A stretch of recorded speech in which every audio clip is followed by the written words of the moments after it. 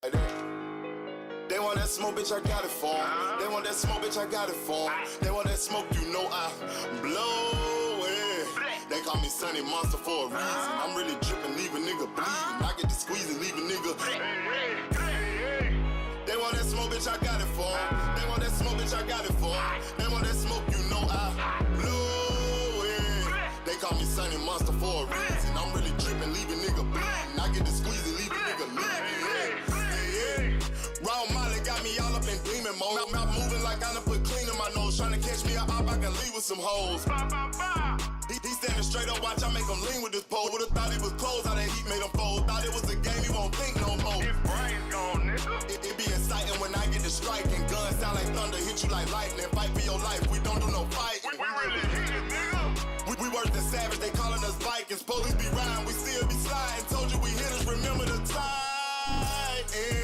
They want that smoke, bitch, I got it for 'em. They want that smoke, bitch, I got it for 'em.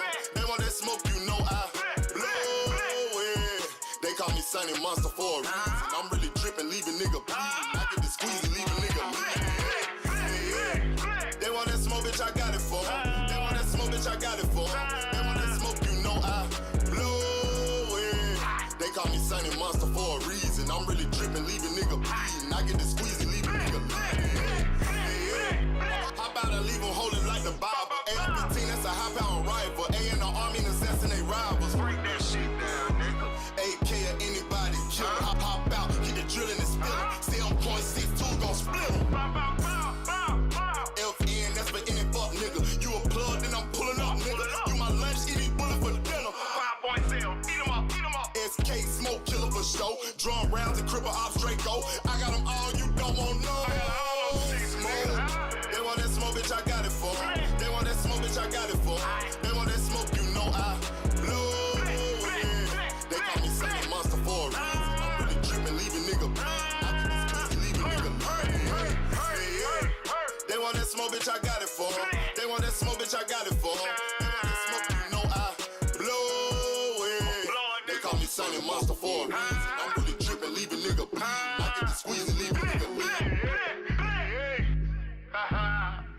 Yo, what up? What up? Yo, y'all. Salute. Peace and blessings to everybody in the building. I hope everybody can hear me. I got the mic on. Let me know if y'all can hear me. Put a one in the chat if you can hear me. Before I get started, let me get a one in the chat if everybody can hear me. Trying to get this thing started real quick. Can y'all hear me? Am I coming through good? Is the levels is good? The levels is good? Let me know.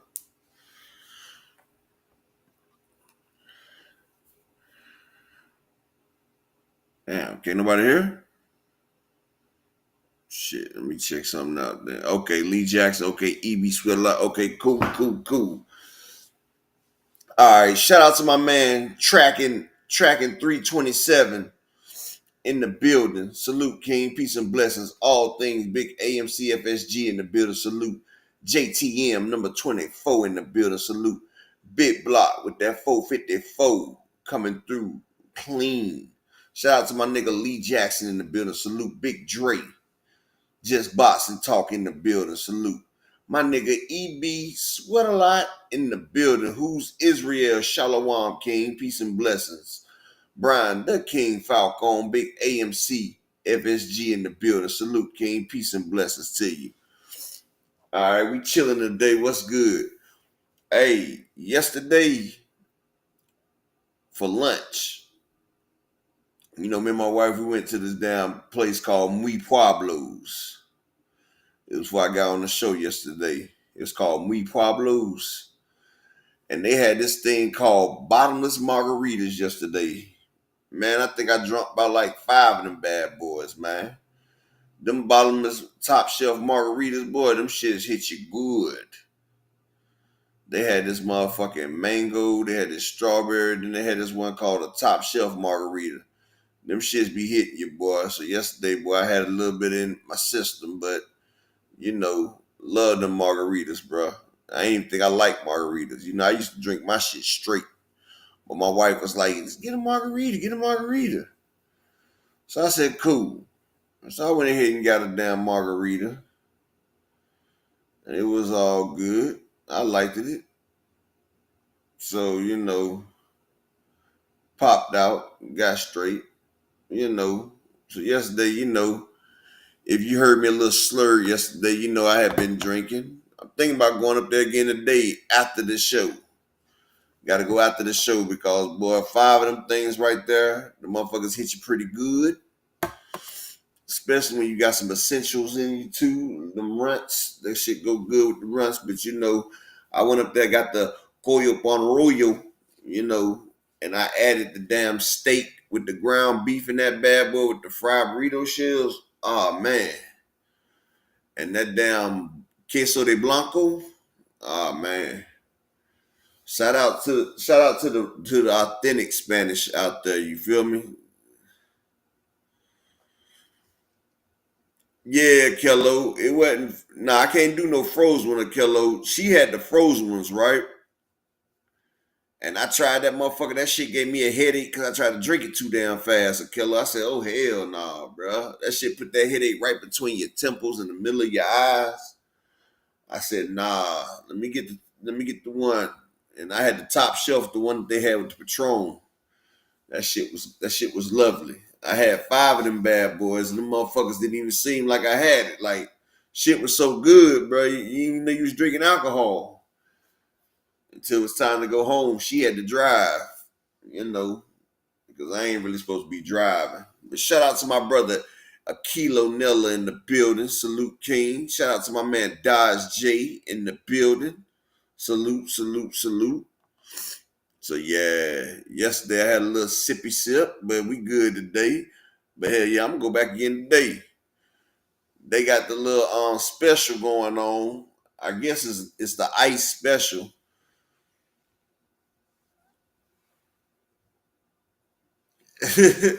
Hell nah, Milan. I don't buy no gas station weed. My weed comes straight from Cali.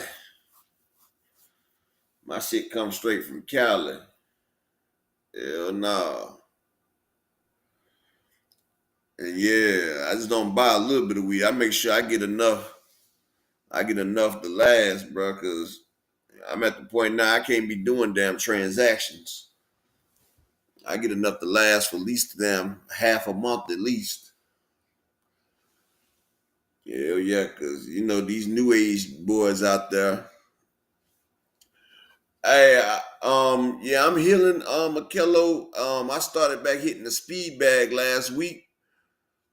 I don't hit the heavy bag yet a kilo because you know my wounds they healed, but they not healed all the way. I don't think, and I feel like if I start hitting that heavy bag, I might rip open my chest wounds or my side wounds and stuff like that. So you know, I try not to do that. But yeah, I don't be in pain or nothing no more, Killer. The pain shit gone. It's just that I don't want. I'm kind of nervous and kind of scared not to rip open. I don't know how long it's gonna be before I'm able to just go full strength and not worry about ripping open my chest or my side or my stomach. So you know, I'm trying to take it easy. You feel what I'm saying? Like the staples and all that shit's out and everything, and they took the tube out and everything. So you know I'm good. But you know I guess nigga just be kind of nervous. Like, what if I go in there too damn hard and just rip open my shit, and then I start bleeding? And what if I bleed out and shit? So I just be nervous a little bit though. But I can still hit the speed bag though. I can still hop on a nigga ass if I have to though. And shout out to my brother Milan in the building. Shout out to the beautiful queen Miss Barbara D in the building. And I mean, you know, rest in peace to Irv Gotti. But 50 Cent, 50 Cent motherfucking he ain't playing with it. Oh, I get on my Peloton a kilo. I be riding like the bicycle. I be riding the bicycle. I ride like what is it, 7.5 miles on a bicycle, and then I do the elliptical, where I jog up the hill. I jog up the hill about 2 hours. I mean, not 2 hours, about 2.5 miles. So I do that right there. But I'm trying to get to where I could go out there and jog at least 5 to 10 miles a day. Like I want to get to that before the summertime to get back in full shape. Because I got young boys and shit. You feel what I'm saying? I got young boys out there. And when they get old, I want to still be able to knock their ass the fuck out. Because especially my son Jay. My son Jalen, that nigga, he hard-headed. He don't respect females or nothing. And he already be trying me now. He be sizing me up and shit. You feel me? Yeah, that elliptical will get you right. But a lot of people say 50 Cent petty and shit like that. But we gotta look at it like this, and I'm just, I keep it all the way 100 all the way around.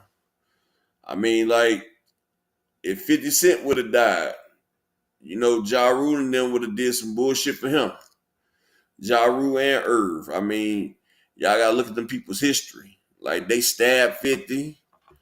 Like, man got shot 9 times. They tried to off this nigga. They tried to make him lose his record deal. Like, the nigga lost his mom, bro.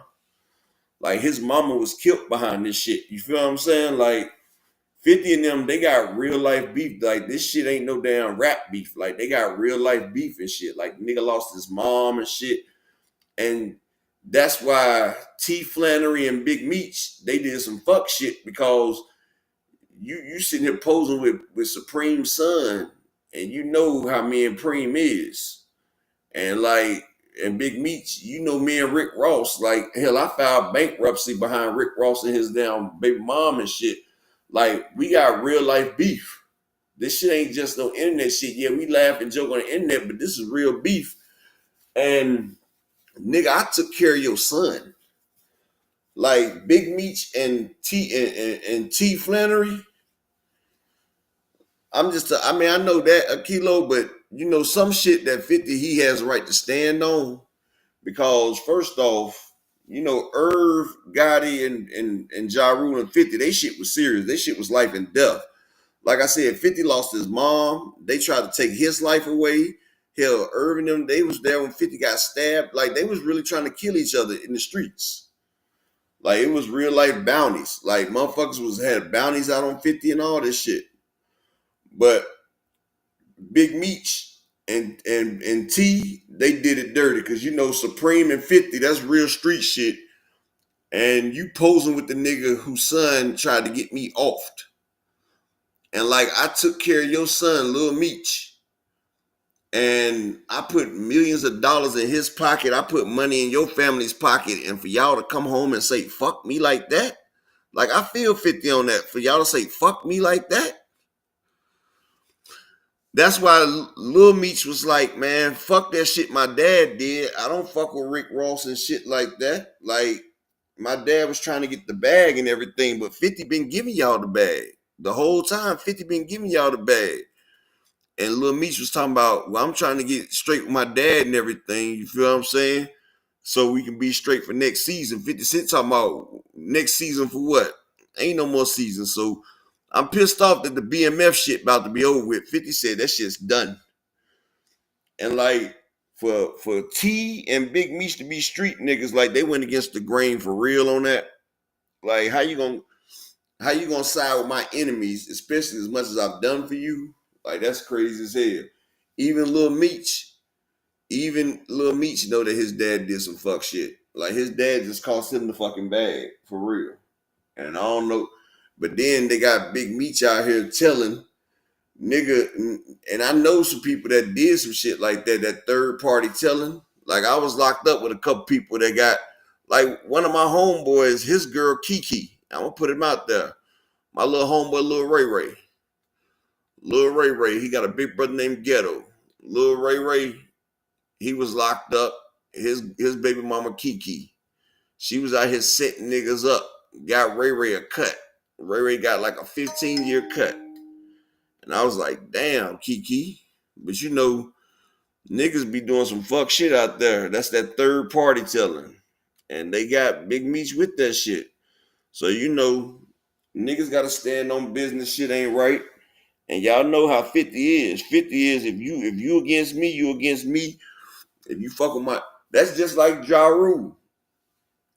50 Cent was standing near the nigga that robbed Ja Rule, and Ja Rule, he took it out on 50.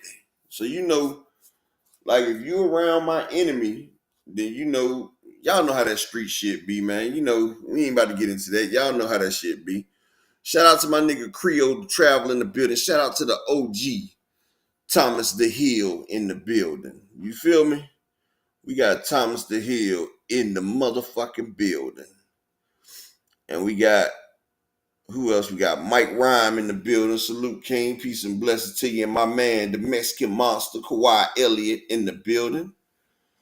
Peace and bless you. Blessings in the building. So, woo! Turkey Sandwich is in trouble right now. Turkey Sandwich is in trouble right now. Especially now that Canelo has came out and said they never had a deal for Turkey with Bud. Canelo said he just went to go hear the offer. He said he never signed nothing. He said he never agreed to nothing. He said that Turkey just assumed. And if you break down that word assume, that's an ass out of you and me. And see, Matthew Thomas, what up, killer? Long time no see. Peace and blessings to you, man. Long time no see, no time no see. Hope you've been all right, my brother. Hope everything's been well with you. But yeah, one thing about it, and we're going to keep this shit all the way 1,000. This hurts right here for Turkey because they got Canelo talking with Jake Paul. Andy Gill, my brother in the building, salute. And see, Turkey needed Canelo. They needed Canelo so they could try to get out this motherfucking hole that they've been digging in with an excavator. They wasn't digging a hole with the shovel. They wasn't digging it with the backhoe. They was using an excavator. The motherfuckers have been digging a hole, and they was hoping that Canelo was going to be that $1 billion bailout plan. And Canelo was like, yo, nigga, I don't need you. So now Turkey is in financial crisis right now. Shout out to my brother Oakland LDTV. And it's funny because this is Al Heyman. This should be breaking news. PBC is about to get sold off. Amazon Prime don't want. Matter of fact, with that performance by David Benavidez and David Morrell, how Amazon feel about the PBC right now? Shout out to all them haters that say Amazon Prime is about to drop the PBC. Not while they got David Benavidez over there tonight. Not when they got Canelo, Tank Davis, and all them boys over there. So, PBC about to do what? Amazon about to do who? What they say? Shalom to my brother Rod Walker in the building, man. Peace and blessings to you. All praise to the Most High. Shout out to my brother Jermaine Wood. What's going on? What's popping off? And my nigga Teach. Even though he militant, that's still my boy. Teach in the building. Salute. So now, Bud looking around, and it's so fucking funny. Because Bud was talking all this shit. And let me do one thing before I go to this. Bud clowned Teofimo the other day because Teofimo was trying to get $2.6 million for a fight. And Bud sitting there talking about how you supposed to be a superstar and you only trying to get $2.6 million for a fight. See, this is when I say niggas don't think about the shit that they type before they say it. Bud was sitting there clowning Teofimo for the $2.6 million fight that he was going to have with Sabril Matias, right? Let me tell y'all some funny shit, right? Bud just got 1.5 guaranteed to fight Madrimov, and with the bonus and incentives, Bud only received $2.5 million for his fight versus Israel Madrimov. So that's 100,000 less than what Teofimo was set to receive with Sabril Matias. But you're clowning that man saying you're not a superstar for getting 2.6 million.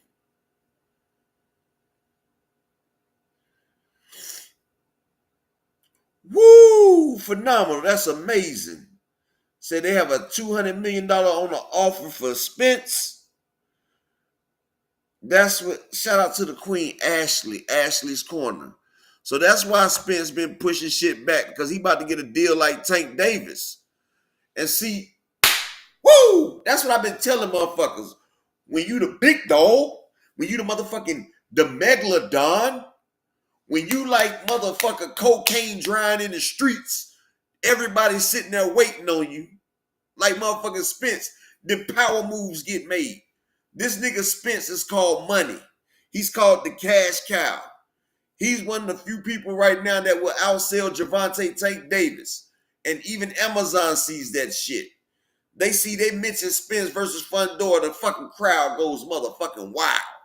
And then you got these haters coming up here. You got Bud talking shit to Teofimo for trying to get 2.6 million. But Bud, you signed for 1.5 guaranteed and only got an extra million with your fight with Madrimov. And you had a whole concert with Eminem. And the fucked up shit about it, Eminem averages $8 to $12 million per concert in ticket sales. So Eminem couldn't even bust up and help your fucking shit, dog. You had a whole Eminem concert and your shit still didn't fucking sell.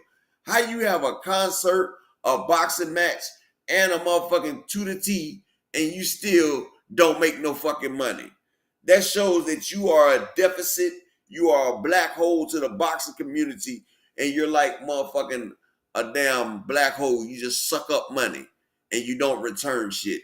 And then you're picking on Teofimo for wanting 2.6 million when you only received 2.5 in your fight with Israel Madrimov, Mr. Pound for Pound #1, Mr. 2 times undisputed, and you only got 100,000 less than what Teofimo's guarantee was going to be.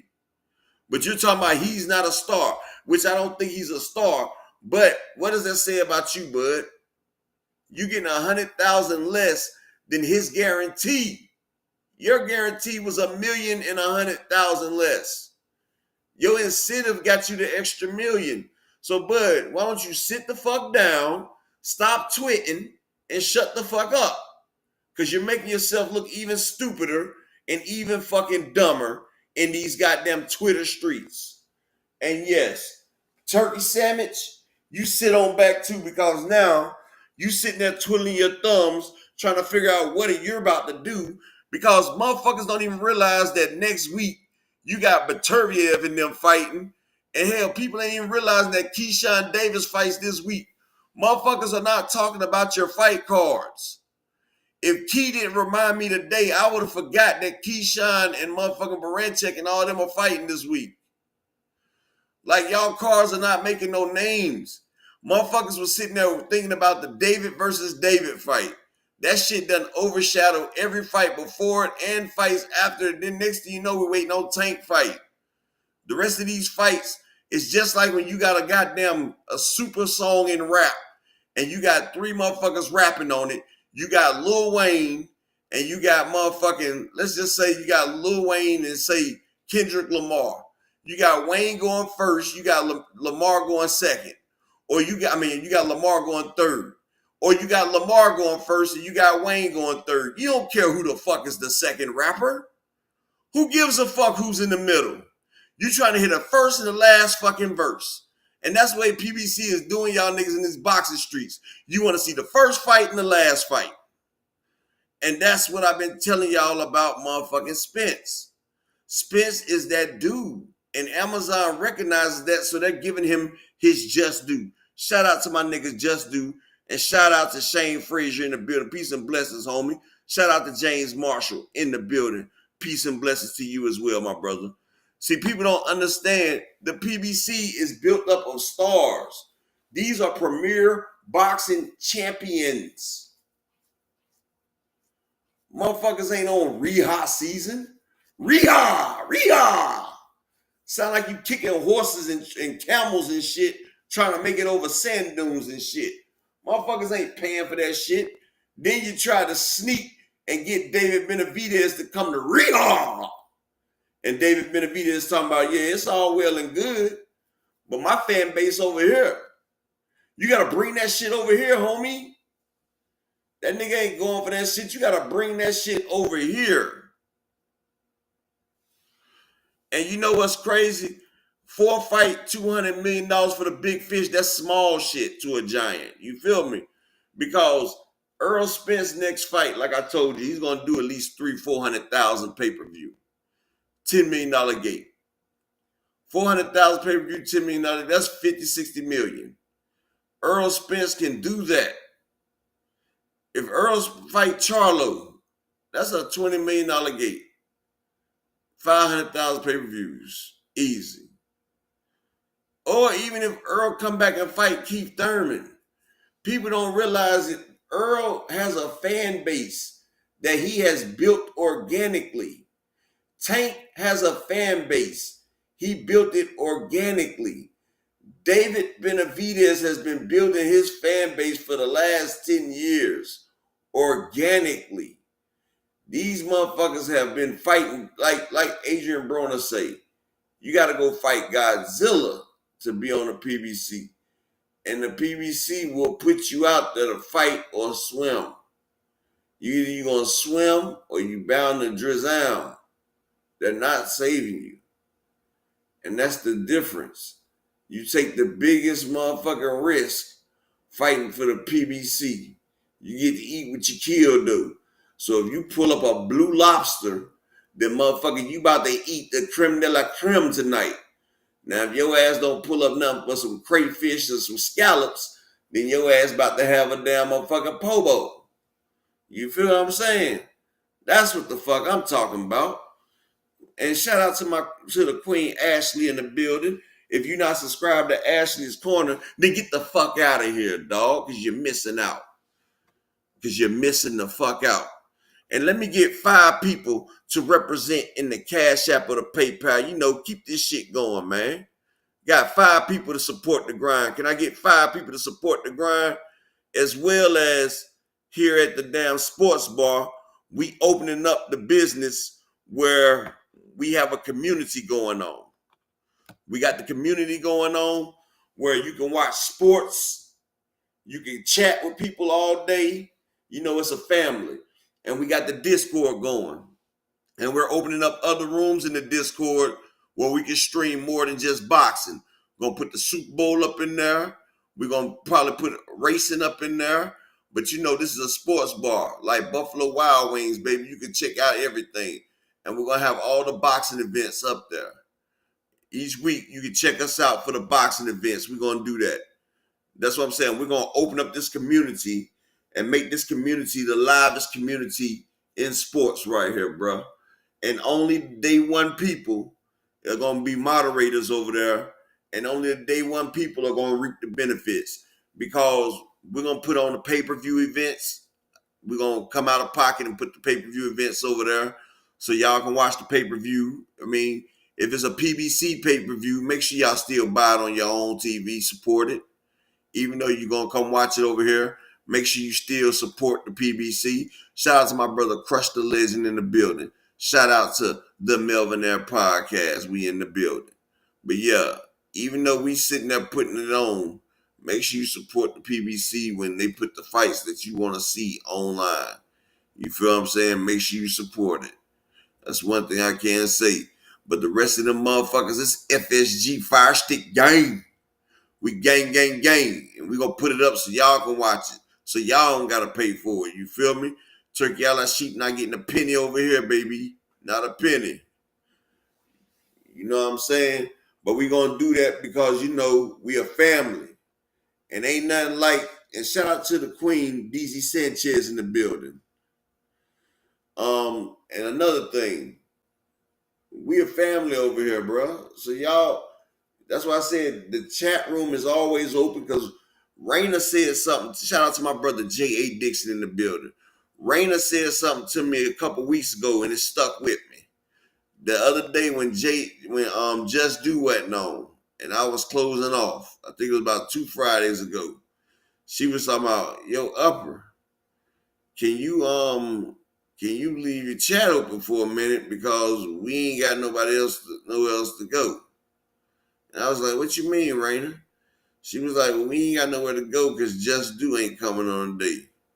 And I guess people come from me and go straight to Just Do. And y'all continue the end part of your day. But when she said that, I felt bad because it was my Shabbat. It was on a Friday. So it was my Shabbat. And I think Key had just finished one of her stories. But I had told her, I was like, look, I talked to you in the daggone, I talked to you on the Instagram and I'll sit there and explain that to you. And I say, I understand y'all ain't got nowhere to talk and everything. So I say, well, look, we're going to build this Discord up. So a lot of people just go to different people's chat rooms, people's channel, just to talk to your friends in the chat room. Well, we going to have the chat room. It's already open now. If y'all been over there, you see it. The chat room is always open, so you can always kick it with your family, bro. Because we family over here. We ain't friends, we family. So you can always kick it. On the weekends, we're going to make sure we got the rooms open so people can watch the videos. And, we're going to also put the sports betting in there. So, if you like to gamble or such, you can get some tips on your parlays and everything. And one thing about it, if you're not part of AMC FSG, I'm not talking about y'all. I'm just talking about for future people that's coming in. The rooms that we have for the pay-per-view will be temporary rooms for these outsiders. If they ain't got a AMC pass, well, we're going to start putting on people's names. There's going to be a pass over there. So if a motherfucker ain't got that pass, then if they want to watch one of the AMC FSG pay-per-view events, then they're going to either have to pay a surcharge of $5 to $10. I haven't got with GM yet, but they're going to have to pay a surcharge because we're not giving away shit for free over here. You feel what I'm saying? Because we got to come out and pay for it. Then they going to have to pay for it too, especially when they ain't members and they not day one. That's just how we got to do that shit. And some people can say it ain't right. Some people can say it is right. But we coming out of our pocket doing this for y'all. You feel what I'm saying? This for the family. You feel what I'm saying? Ain't nobody gave us shit. We've been rocking since day one over here. So fuck everybody else. If they want to come be part of the family, before a motherfucker become a member of the family, I'm going to make sure everybody over here agrees with it before we make anybody a member. You feel me? But shout out to everybody that's here. Zach B, salute, King, peace and blessings. But Malik Taylor, salute. So I accept y'all input and get with GM. He gonna make the moderators and stuff. I'm gonna let him assign the moderators and stuff over there. But salute to everybody. And like I said, if you want to support the grind, I just need 5 people today and really each day just to support the channel.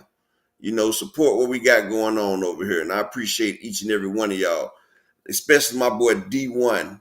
He coming through in the Cash App with the $2 holler. My nigga D1 always come through. And D1, you better make sure you over there anyway, bro. And if you're not subscribed to D1, him and his angry white boys, then you missing out. Because he be doing his thug thistle. You feel me? This is the moment that y'all been waiting for. The ones that close the cities, cross oceans, get the meta going out, get the matador for the bull, get the motherfucking Bluetooth for the nigga going out to the date with his woman because it's about to be popping.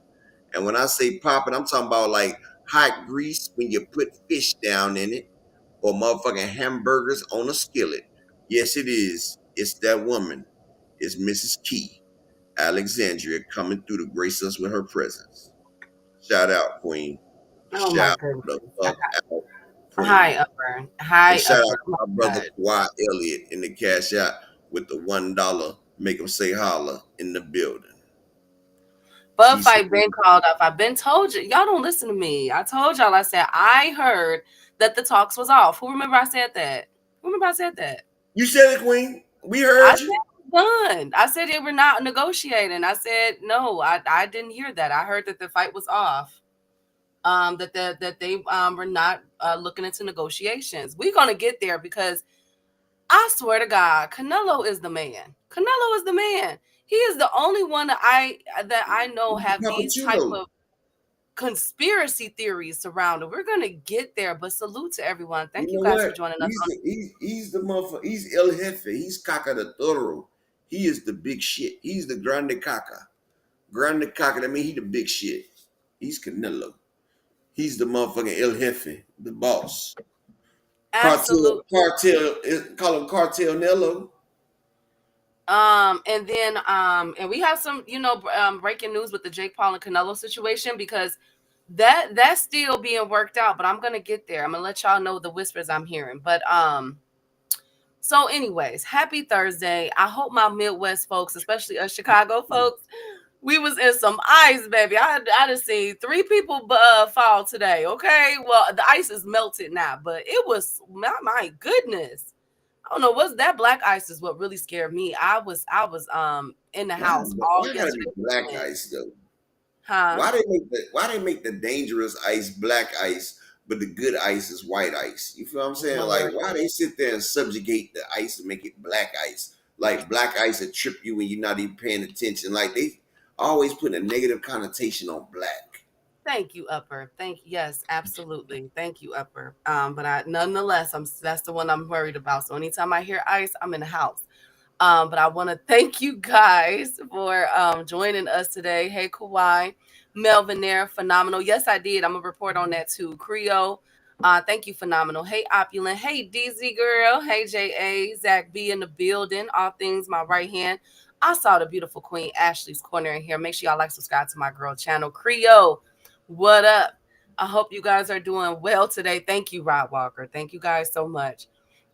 Let's get into the housekeeping. Just a couple, just like 1 or 2 things, y'all. 1 or 2 things. First of all, congratulations are in order to I'm dedicating my portion of the show to Jimmy Butler. Y'all see his press? He had the silk press at the conference. That still take me out. But Jimmy Butler's Oh, officially with Golden State. Shout out to Jimmy Butler. Who would have thought? he's The going to Heat Golden State. Yes, the Heat said we not dealing with you no more. You Oh taking your wow. behind to the Golden City. You know that was Step. Oh, You Step take got it. Step got uh some backup now. yep. I take you. They like, look, you take you and your silk press to Golden State. We not dealing Okay, with you no more. I'm gonna tell Huh? you what's crazy, right? You see, I know you've seen that commercial where it was Jimmy Butler and like two of his teammates, and they were standing there, and he had that press on his hair, and they was singing. It was singing some kind of damn song and shit, like, and his teammates couldn't suppress the laugh, like they was sitting there laughing. He was standing there. They was doing like a commercial. I know y'all seen that shit. Where it was Jimmy Butler. He was standing right there, and it was some white song playing. I wouldn't be surprised. You gonna have to show me that, but I didn't even see because I love a good laugh. I can't believe they got him looking like that. I can't believe. I'm like, who the hell did his hair for? Who did? That's one of them Saturday night church combs. Where my queens at?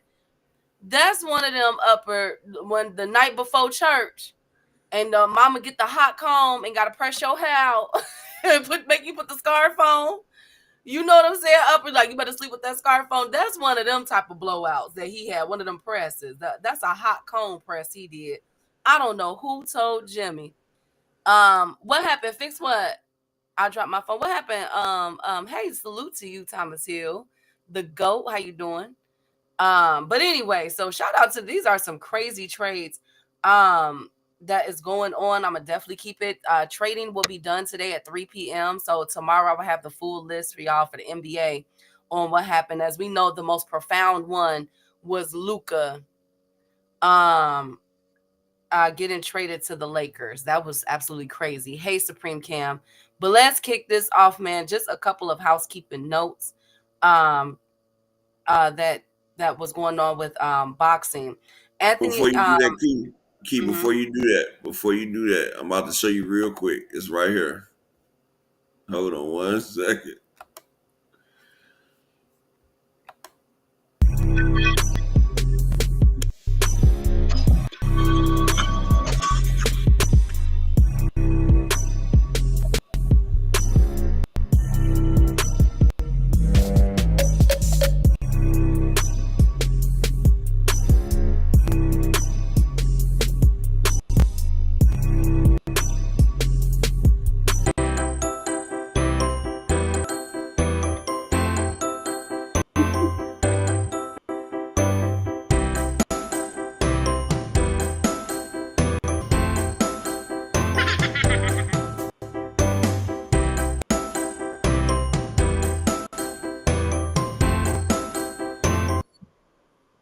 Hey, Key, his My teammates was God. like, bro, you got to keep on fucking kidding me, bro. Like, Now who did that? And she gonna come over there and call me. That's what it is, Andy. That's that Saturday night. That's that Saturday night. That's that Saturday night before church. The hot comb treatment. What man? What my black and brown queens up in here who remember them nights, man? Y'all know what time it is. That's why, like, anytime people refer to Jimmy Butler, this is how I remember him with the silk press. But let's get to boxing with the she had that nigga flayed, laid into the side, didn't she? he had to swoop over the eye. My goodness, I can't believe it. I still can't Shout out to believe Jimmy Brock did Howard my in the building. Hey, Brock, good to see you, King. So, Oscar Duarte, as we all know, Regis Prograis is injured. He's on our injury list. He hurt his arm. So his You know what? replacement, yes. Everybody fucking gets hurt when it's time to fight Duarte. Regis, motherfucking what's your boy name? Sims, Kenneth Sims. Get him Sims. Like Duarte's a fucking problem out here, people. Duarte got Well, these niggas scared. Well, it's something because he's going against Miguel Madueno. Now we remember Madueno when he fought Keyshawn Davis, and it went 10 rounds, but that was a hard, Miguel is 31-3 with 28 KOs. Like he got some pop. So that's the one that Keyshawn schooled on him a little, like I would never say that he didn't win that fight. Of course he won that fight. But Madueno was that one that kept coming forward. He was live all throughout that ring, all 10 rounds. So that's who Oscar Duarte will be facing February 15th, if I'm not mistaken. Yeah, February 15th. On the Golden Boy card, if you are in California and you are not suffering any financial difficulties because of the fire, make sure you guys check out that fight. Okay. And I will be watching that up with this black ice comment. And then let's see. Do I have anything else? Do I have anything? No, let's get to the meat and potatoes, bro. Canelo upper. My goodness. So I told you guys a couple weeks ago that I heard or last week that the fight was off. I heard that the communications, everything. Canelo wasn't stunting them. Eddie Reynoso then comes out and does an interview and says everybody else's name but Bud Crawford. And then the following day, all of a sudden, you guys keep turkeying them, start putting out these posters of they've agreed to fight. Then it was they're fighting in Allegiant Stadium. And I'm like, why are they doing this? And I heard that Canelo was, look, y'all cannot make Canelo fight. We have known this for a long time about Canelo. You cannot. Yes, Andy, that's the one before the Lemos fight. You cannot. Okay, phenomenal. You cannot make Canelo fight, and you're not going to make him negotiate. He is in that table. He's in that stable. Now, Canelo wanted 9 figures. I told y'all that. Canelo wanted big money to fight for this fight. You say you got it. You want to put this on. This is what I require. It is no different than what the PBC does for Canelo. Exactly. It is no different. So now here comes the conspiracy theories. One of the conspiracy theories spearheaded by Rick Glazier is that Canelo priced himself out. What say you guys? That's the first conspiracy. Did Canelo price himself out of the Bud Crawford fight? Upper chat. I'm gonna tell you like this. Like it's been so eloquently brought to the attention. Bud Crawford only got a $1.5 million guarantee versus Madrimov and ended up making $2.5 million. So, Bud, you clown Tiafimo for him trying to get $2.6 million with Sabril Matias, but nigga, you're making peanuts. The only fight that you made money really like that was the Spence fight, and you was the B side. Canelo does not have to acquiesce to you, to Turkey, to nobody. And like I said, if you fight Canelo, you fight Canelo on his terms. You're not sending Canelo a contract. You're not dictating shit to Canelo. He told y'all last year he gets 80% of the concessions. If you sell a motherfucking beer at a Canelo fight and that shit is $10, $8 go to Canelo. And if you're trying to buy some liquor, you gotta buy Canelo's brand. He got his brand stocked up at the fight because he does sell spirits now. You're not about to tell Canelo what he can and can't make and how much he's worth. You can't put a price tag on Canelo Alvarez, especially in a fight. So he told you he wanted $150. You say you got it. Canelo not negotiating. This is, I tell you what you want. It's either yes or no. If it's a no on your end, then we're gonna move on. I can get this shit myself. I can do this shit my motherfucking self. You need me, not the other way around. And I'm here at the PBC where I've been taken care of since I left. So yeah, it's not happening. You want me? Call Al. Call Now, yep. Al. Talk your stuff, Upper, because we've been telling them. We were like, look, who are they to send anything, any type of stipulations to Canelo? It don't work that way. You're talking about a person. Peep game, y'all. This is how I knew that this was going to be hot water. Canelo re-signed his distribution company in Mexico last year in May. Who remembers that? In April. You told Yes. us. Yes, he re-signed that deal. He lets his country get his fights for free. Not to mention, Canelo has opened up hospitals, all kind of stuff in Mexico. He has a huge stake in that. And guess who's going to make sure and ensure that that stake is going to, continue to remain in place, and they're going to work around it. The PBC. Turkey is not going to be exactly Turkey. When I heard that, and then that they're trying to now open up markets to boxing in Saudi Arabia and do this and do that, I knew it was going to be a lot of gray areas, a lot of tape surrounding that. Like, okay, how are you going to open up for his distribution company in Mexico? What about his concessions? You guys in Saudi Arabia only have 15 people at y'all fight. So then they said, okay, it's going to be in Vegas. All right, so you think that Canelo's going to want 3 promotional companies in his pocket? Himself, PBC, and Turkey? It just didn't make, like, for me, when I heard about it, I'm like, from a business aspect, Canelo's going to want to make money like he's been doing. PBC is going to want to make money like they've been doing. Bringing in Turkey for what? They don't need Turkey. Let me ask you a question, Key. In Saudi Arabia, right? They're not allowed to drink and stuff like that, right? So his alcohol would not be getting sold at the fight, right? Nope. So he's losing off on revenue. If he has a fight over there, they're not even going to be allowed to sell the Canelo whiskey. So that's losing money because at a fight, people buy drinks. A lot of the money, people don't realize when you go to a club, most of the money is spent on drinks. When you go to a fight, money is spent on drinks. Like I got at the Spence fight, I got a cup of Patron up in that thing. That shit was $50, Key. It was $50 for like a mixed drink with Patron in it. So you telling me that you about to cut off Canelo's money? Because I know a couple $1 million is spent at a fight. So yeah, that's not. And yes, there go the Discord right there for everybody that's not subscribed to the Discord. GM, the Grandmaster of the Discord, is now putting it in there.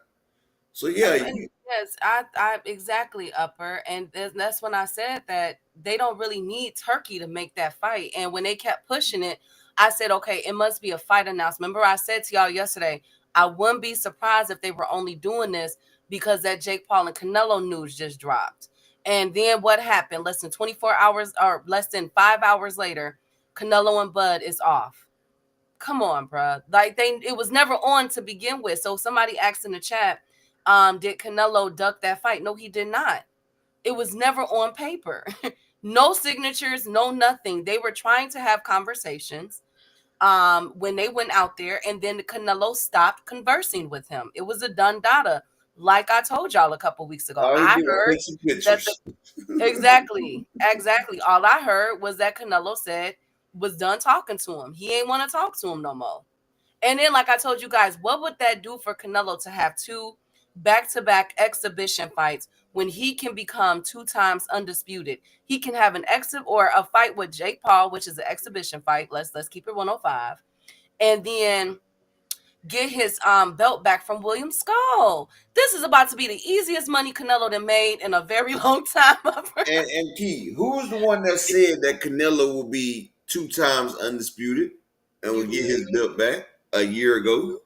You did. Exactly. And people cannot say he's ducking when he's going after his belt again. So even if William Skull is free candy, it's candy with a belt. Now, the next conspiracy theory. So, some Rick Lazier said that he priced himself out. The next conspiracy theory is that Canelo Yes, is yes, Canelo. Millionaire. Key's gonna get to it in a little Yeah, bit. I'm gonna get to that one Millionaire. too. Yeah, I'm gonna get to that one too. Next thing that I'm hearing is that Canelo is the second conspiracy theory is that Canelo is Devo. He's a Devo. Okay. Canelo and Tank have similar thought process. Exactly. It's the disrespect and hubris from Turkey. Absolutely. And they don't need them.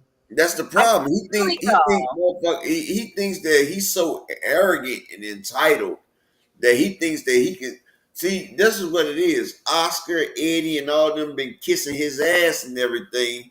He's just like an entitled motherfucker, like used to it, like a female that's used to getting compliments, and when you don't give her compliments, she get mad. See, Turkey is used to motherfuckers kissing his ass and doing what he say, and now Tank and Canelo and Earl and them ain't doing it. Now he huffing and puffing and got his dress in a bunch, or his shoal. His shoal is bunching up. Absolutely. But then, okay, what do you guys think that is Canelo acting a Devo? Is he the one that's being arrogant and wasted Turkey's time? Because that's what people are. That's the next conspiracy. What do you think about that, Upper? I think Canelo is keeping with the damn protocol. He told you once before that no, he already explained everything to you. So if a person explains something to you and tells you something, and you assume something after he's done already told you from the get-go what it is. That's just like if you take a girl out on a date and she lets you know at the beginning of the date, you're not getting no ass. Now you know, I'm just keeping it like this. And she, took her out to eat. You done bought her some good weed, some good drinks. Y'all done danced the night when y'all partied. Y'all done went to Nobu's. She done spent about 500. And then you get to the hotel room and she closed the door in your face. Now you tripping like, hey, what's going on, man? Like, she told you from the get-go you ain't getting no ass. That's you that thought you could change that person or try to make somebody come over to what you wanted. Canelo told you at the beginning what he want and what's going down. That's you that assume that you could change that person's mind or force that person's will to your own. That's your fault. Canelo did everything he said. Can't get mad about that. Exactly. Third conspiracy in chat is that Canelo some people feel as though Canelo's legacy has taken a hit because Bud Crawford would have been amazing on his resume. What do you in his legacy? Hey Desmond, what do you guys think? Has Canelo's legacy taken a hit? He brought a fighter up 3 weight classes to fight. Like, that's like saying that Mike Tyson, if he fights motherfucking damn, that's like saying if Mike Tyson brings Canelo up and beats him, that's amazing for Mike Tyson. No, Bud Crawford is not even one. Bud Crawford hasn't won a fight at 160. He hasn't won a fight at 168. So how is that amazing for Canelo's legacy to bring a guy all the way up and then beat on him? That shit doesn't make no sense, and people don't even understand the shit that they're saying. Bud Crawford has not beat anybody in the top 10. He hasn't beat not one top 10 168 fighter. We already seen what happened when Canelo fought Jermell Charlo. The shit was lopsided. And Jermell Charlo was undisputed at 154. A weight class higher than what Bud was undisputed at. And we seen the mismatch. So no. Okay, so then last conspiracy theory, ladies and gentlemen. Some people are saying that Canelo was scared because of the odds that were put out. It was pretty much 50-50 as me and Upper talked about the odds. I think it was about like 2 weeks ago, right? Upper, we was like, dang, they disrespecting Canelo. That's super disrespectful. It was a 50-50 fight. So many legends of the sport has came out and said that Bud Crawford beats Canelo. So is this Canelo getting cold feet? That's the conspiracy theory, that Canelo got cold feet and decided to go elsewhere. What do you guys think about that? I think you can't say that because they didn't bring the money that he asked for. Now, if Turkey would have brought the amount of money that Canelo asked for, and then Canelo turns it down, yeah, Canelo got cold feet. But you can't say a person got cold feet when you didn't even bring what was supposed to be there. That's like you ask a nigga for a brick. You know it's 40,000. You only bring 30, and you mad because he didn't give you the brick. You said if the nigga tried to shit you, no, you didn't bring all the money. Now, when you bring all the money and then he says no, then he ducks. Like you trying to force somebody into something, and because they don't acquiesce into what you trying to force them into, you can't force that to be a duck. Nigga, come with all the bread. What do you think? I feel as though Key has Bud said no, Bud has been quiet, rightfully so. Hey Ramon, somebody asked why did it hey Cash Crypto. Somebody asked why did they only announce it yesterday? Well, I told you guys this about this 2 weeks ago. I said it wasn't happening. But so I knew that it was some stuff in the sauce and the water. And then Phenomenal brought it to my attention that Allegiant Stadium was already packed, and I talked about that yesterday. It was already booked for that fight. I think because Creole, because it was already out. The truth was already out. Allegiant Stadium was booked for that fight date, number one. Number two, Jake Paul and Canelo, with that announcement, I believe I wouldn't be surprised if Saudi got that phone call and was like, you better stop this right now. You feel me? Like, ain't nothing, you know what I'm saying? Like, you better stop this. Stop putting it out. Because immediately after that Jake Paul news broke, what we get, salute to the general in the building, calculate. What happened? All of a sudden, the fight is off. I believe that's They the phone returned my call. money. They returned my money back off DraftKings because when I seen the Bud and Canelo and I seen them odds, I put 250 on Canelo right then and there. They got the fighters off of the thing now, and they can return the money. But I just want to remind y'all, we could talk about Canelo. Yes, we all want to see the Benavidez fight. Did he duck Benavidez? Absolutely. Yeah. But no disrespect. I get it, DZ, because I know we got some Canelo fans up in here. But at the same time, one thing that I will not let people do, and this is why I'm bringing up these conspiracy theories so that we are all educated, which I know I don't have to educate y'all because you guys are the best chat in the dang on YouTube boxing sphere anyway. But one thing I want to remind y'all is that Canelo has been fighting professionally since he was 17 months old, Upper. Okay. Canelo has been in over 20 world title fights. Okay. The man is 62-2 for a reason. Everybody that they didn't threw at Canelo saying that they was going to beat him besides Bivol, Canelo has went out there, put hands and feet on them, and destroyed them. We are not going to come at this man's legacy because of the dang. I was in the kitchen making me a bowl of cereal, man. I'm sitting right here with some damn Cinnamon Toast Crunch. They talk about, I was in the kitchen.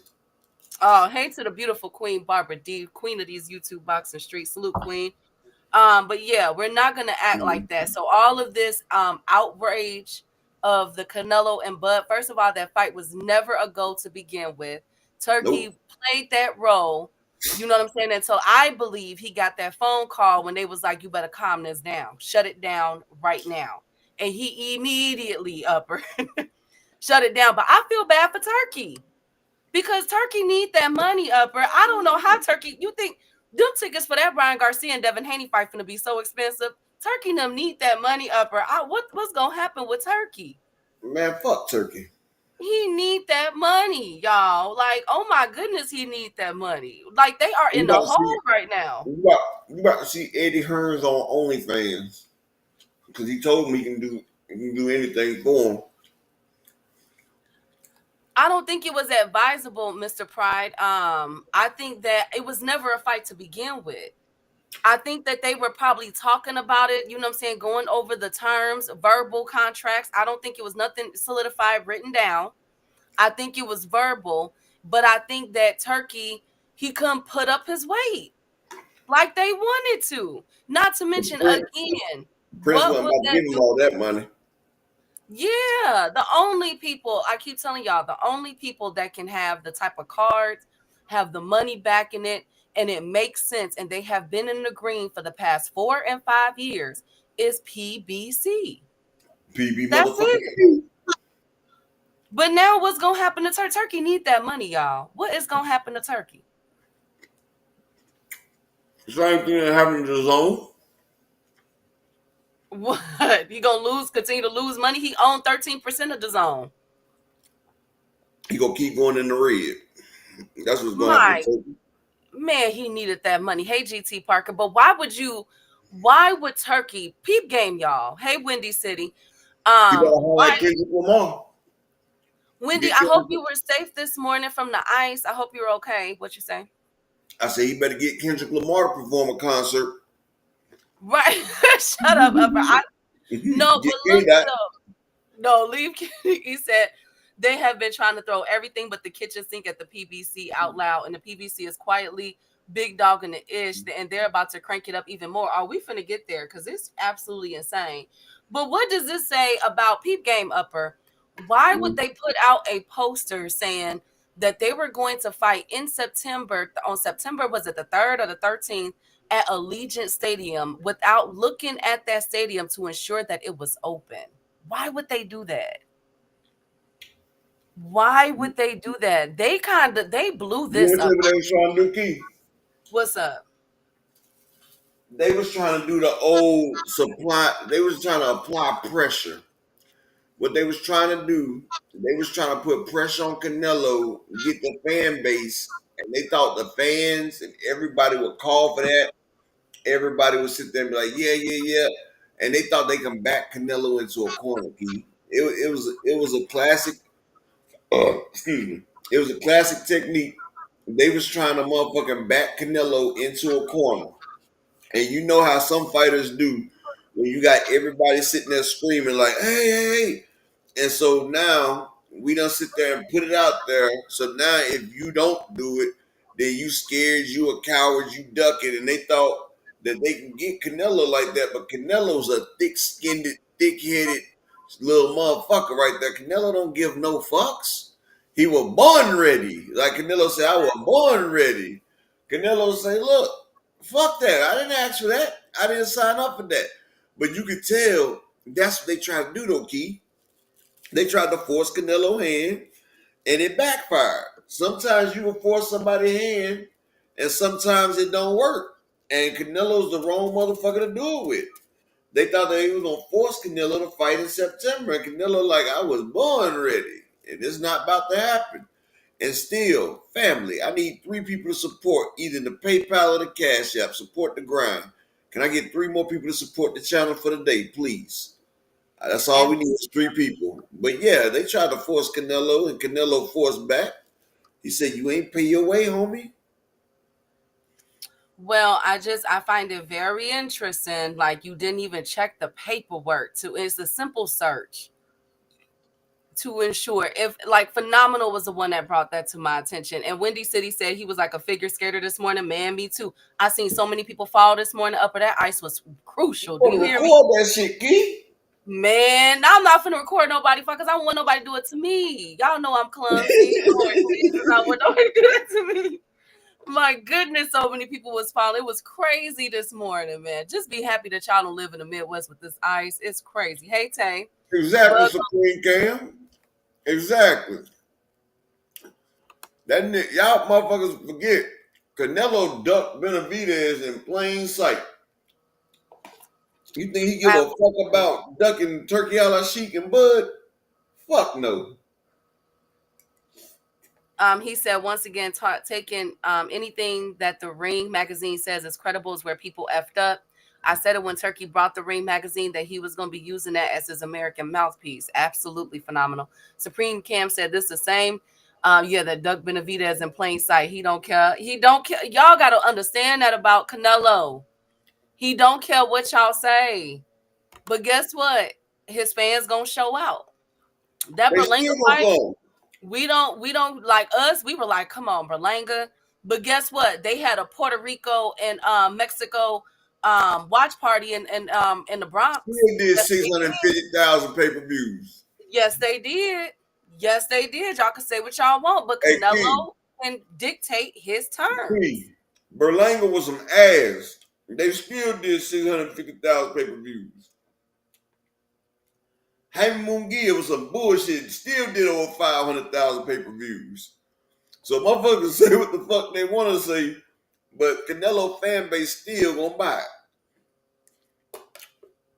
Dang, Tay said I slipped into a puddle earlier trying to head out this morning. Lord Jesus, take the wheel. Hey, Mr. Altruistic. Canelo walking around right now in silk pajamas laughing at everybody, and he finna get a suit. Man, look, let's get to Canelo. We done with Bud and Canelo. You got anything else, Upper? No, that's it. Shout out to my brother, Mr. Altruistic in the building. Shalom, King. Shout out to the youngster Tay in the building. So next up, Exactly, J.A. Canelo walking around in his silk pajamas and every damn thing. With so some now Gucci loafers.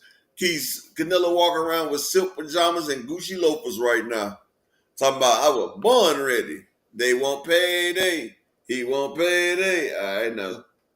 I will say this though, I would have preferred the Canelo versus Bud Crawford fight over the Jake Paul fight because Jake Paul is an exhibition fighter. I don't look at Jake Paul as really pushing the envelope for boxing at all, Upper and chat. So I I would want Jake Paul because I want somebody to pay him back for what he did to Tyson, damn it. Yeah, me too. That too. I get that part. But on to the Canelo and Jake Paul. So they're saying that it is a fight. Before you go to that right there, and I'm gonna tell y'all like this: don't think that Bud and Canelo is done. Don't think that the Bud and Canelo fight is over with. That's all I'm gonna tell you. Because Al Heyman might circle back to that fight. So don't think that shit's over with, people.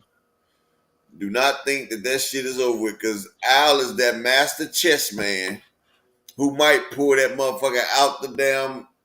He might pull it out the hat. Just remember I told y'all that. And like I said, I just need 3 more people to support in the Cash App or the PayPal this channel for today. Give me 3 people. But yeah, Key, just watch what I tell you. Al Heyman might pull this shit back out the hat. And that would be an ultimate finish him. Absolutely. So next up with the Canelo and Jake Paul. So I know that they're saying that it's a done deal and everything else. I heard a whisper that it could potentially not yet because there is a disagreement about the terms for Jake Paul. I just heard this before I got on. You see, Jake Paul thinks that he is the A side. Exactly. Yes, he thinks that he is the A side to this whole situation. He even posted a tweet saying that he's the A side against anybody. And I guess somebody should tell him that, well, okay, here's the thing. Is Jake Paul the A side to Canelo now that Jake Paul got 50 million viewers for the Netflix with Tyson? You And know what? it crashed Netflix, and the gate I heard was about 25 mil. What's up? Actually, the gate was 18 million. And Okay. you know what's crazy? No, he's not the fucking A side because Jake Paul did what Esau always do. And you know, that's when they take a motherfucker's achievements and pass it off as their own. What they don't realize is if Mike Tyson had anybody credible in his ear, Mike Tyson would have got the $40 million and Jake Paul would have only got 20. Because people was not coming to see Jake Paul. They was coming to see Mike fucking Tyson. And people don't realize that Jake Paul does like they always do. They ride the coattail off of one of our kings and they make themselves look good. Because honestly, Mike Tyson and Roy Jones did a pay-per-view. It did over 1 million pay-per-view buys, if y'all don't remember. Mike Tyson versus Roy Jones, that was over 1 million pay-per-view buys.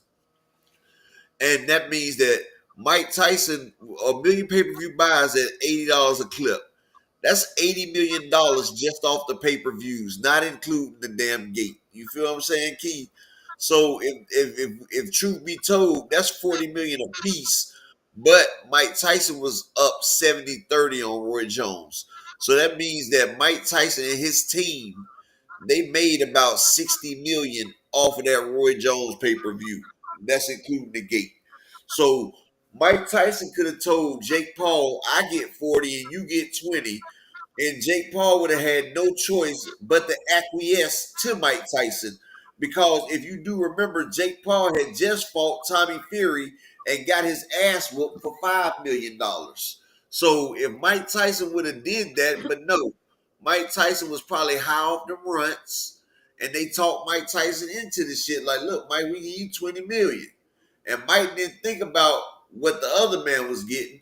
He just thought about 20 million. And that's why I said Mike didn't have good people in his corner.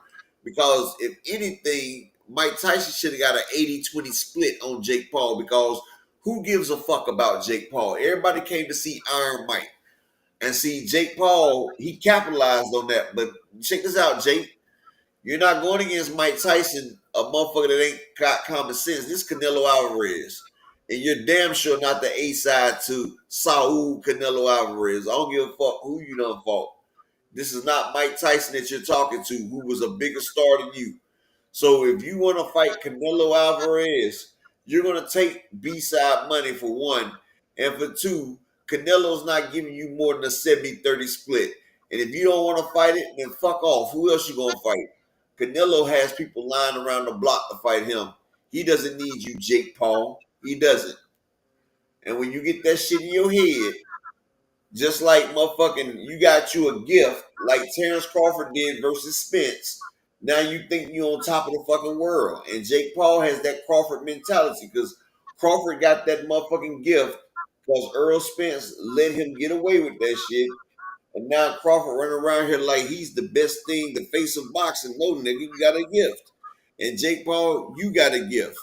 But one thing about gifts, you don't get them all the time. And Canelo's not giving you a bitch ass thing. And if you think you about to be the A side on Canelo Alvarez, then you got another fucking thing coming, dog. And shout out to my brother Brian the King Falcone in the cash out with the 222. And shout out to my brother Matthew Thomas in the cash out with the 50 piece of wings, man. Shout out to Matthew Thomas in the cash out with that 50 piece of wings with the dipping sauce. He put the extra dipping sauce on there. Appreciate you, King. And Matthew Thomas, like I said, make sure you subscribe to the Discord. It's free for us, bro. It's free for all members of the AMC. Hey, Marvin. It's free for everybody in the AMC FSG group. And we're gonna be having all the, and tell them, Key, we're gonna have all the shits in there. Yes, we will have all the fights in there. Hey, ABZ. And if you want racing, we're gonna have racing up in there. NASCAR. But the thing is, what you think about that, Key? No, I don't want no I don't watch NASCAR. No, I'm talking about what you think about him being the A side to fucking damn Canelo. I think that it's a travesty. First of all, that Netflix special that he had with Tyson was free. Now, did they break the algorithms and all of that? Absolutely.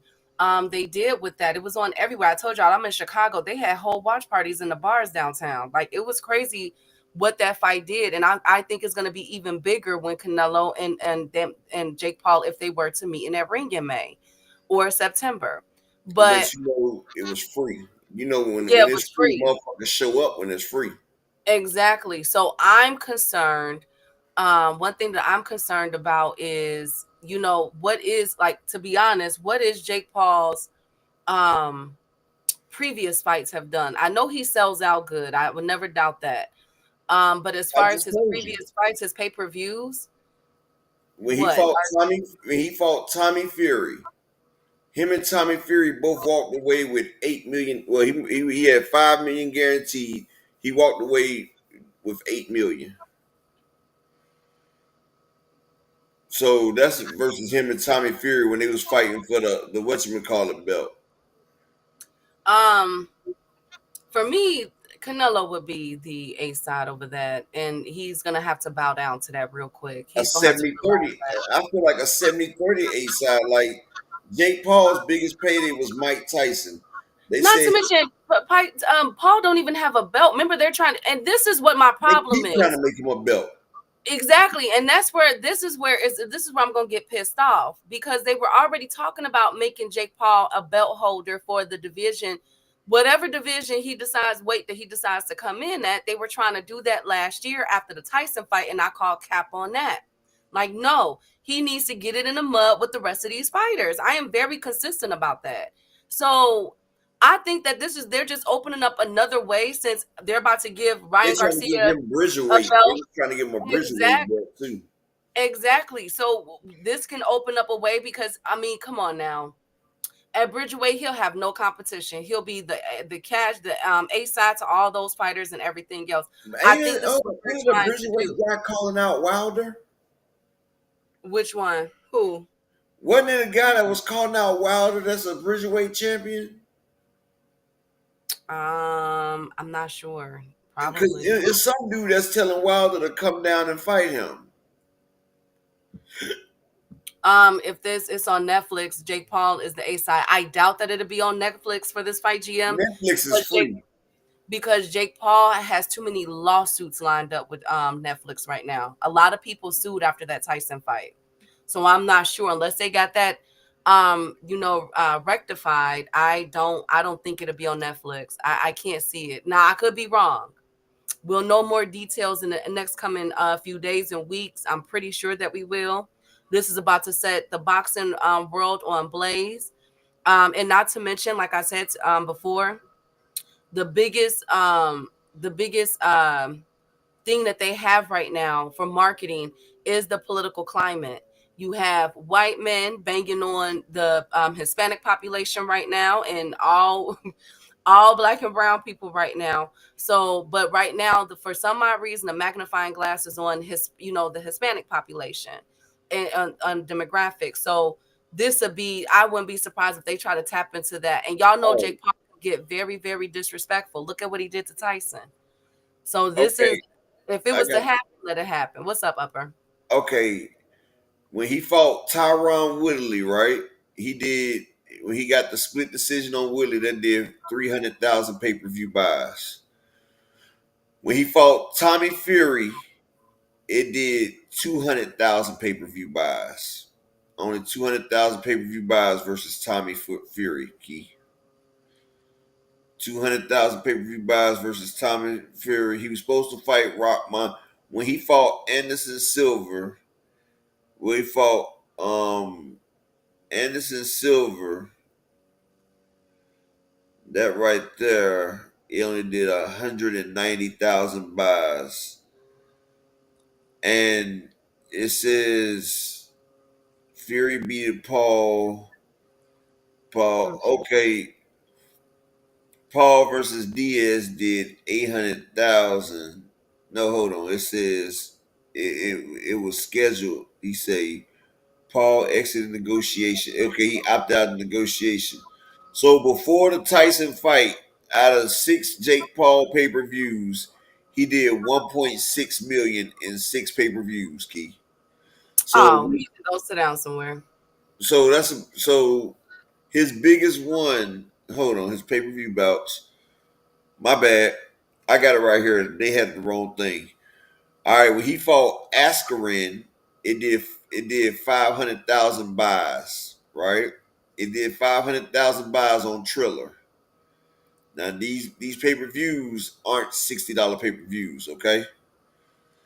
So Woodley did 500,000 buys. So the whole total fight did 25 million. It did 25 million, 25 million.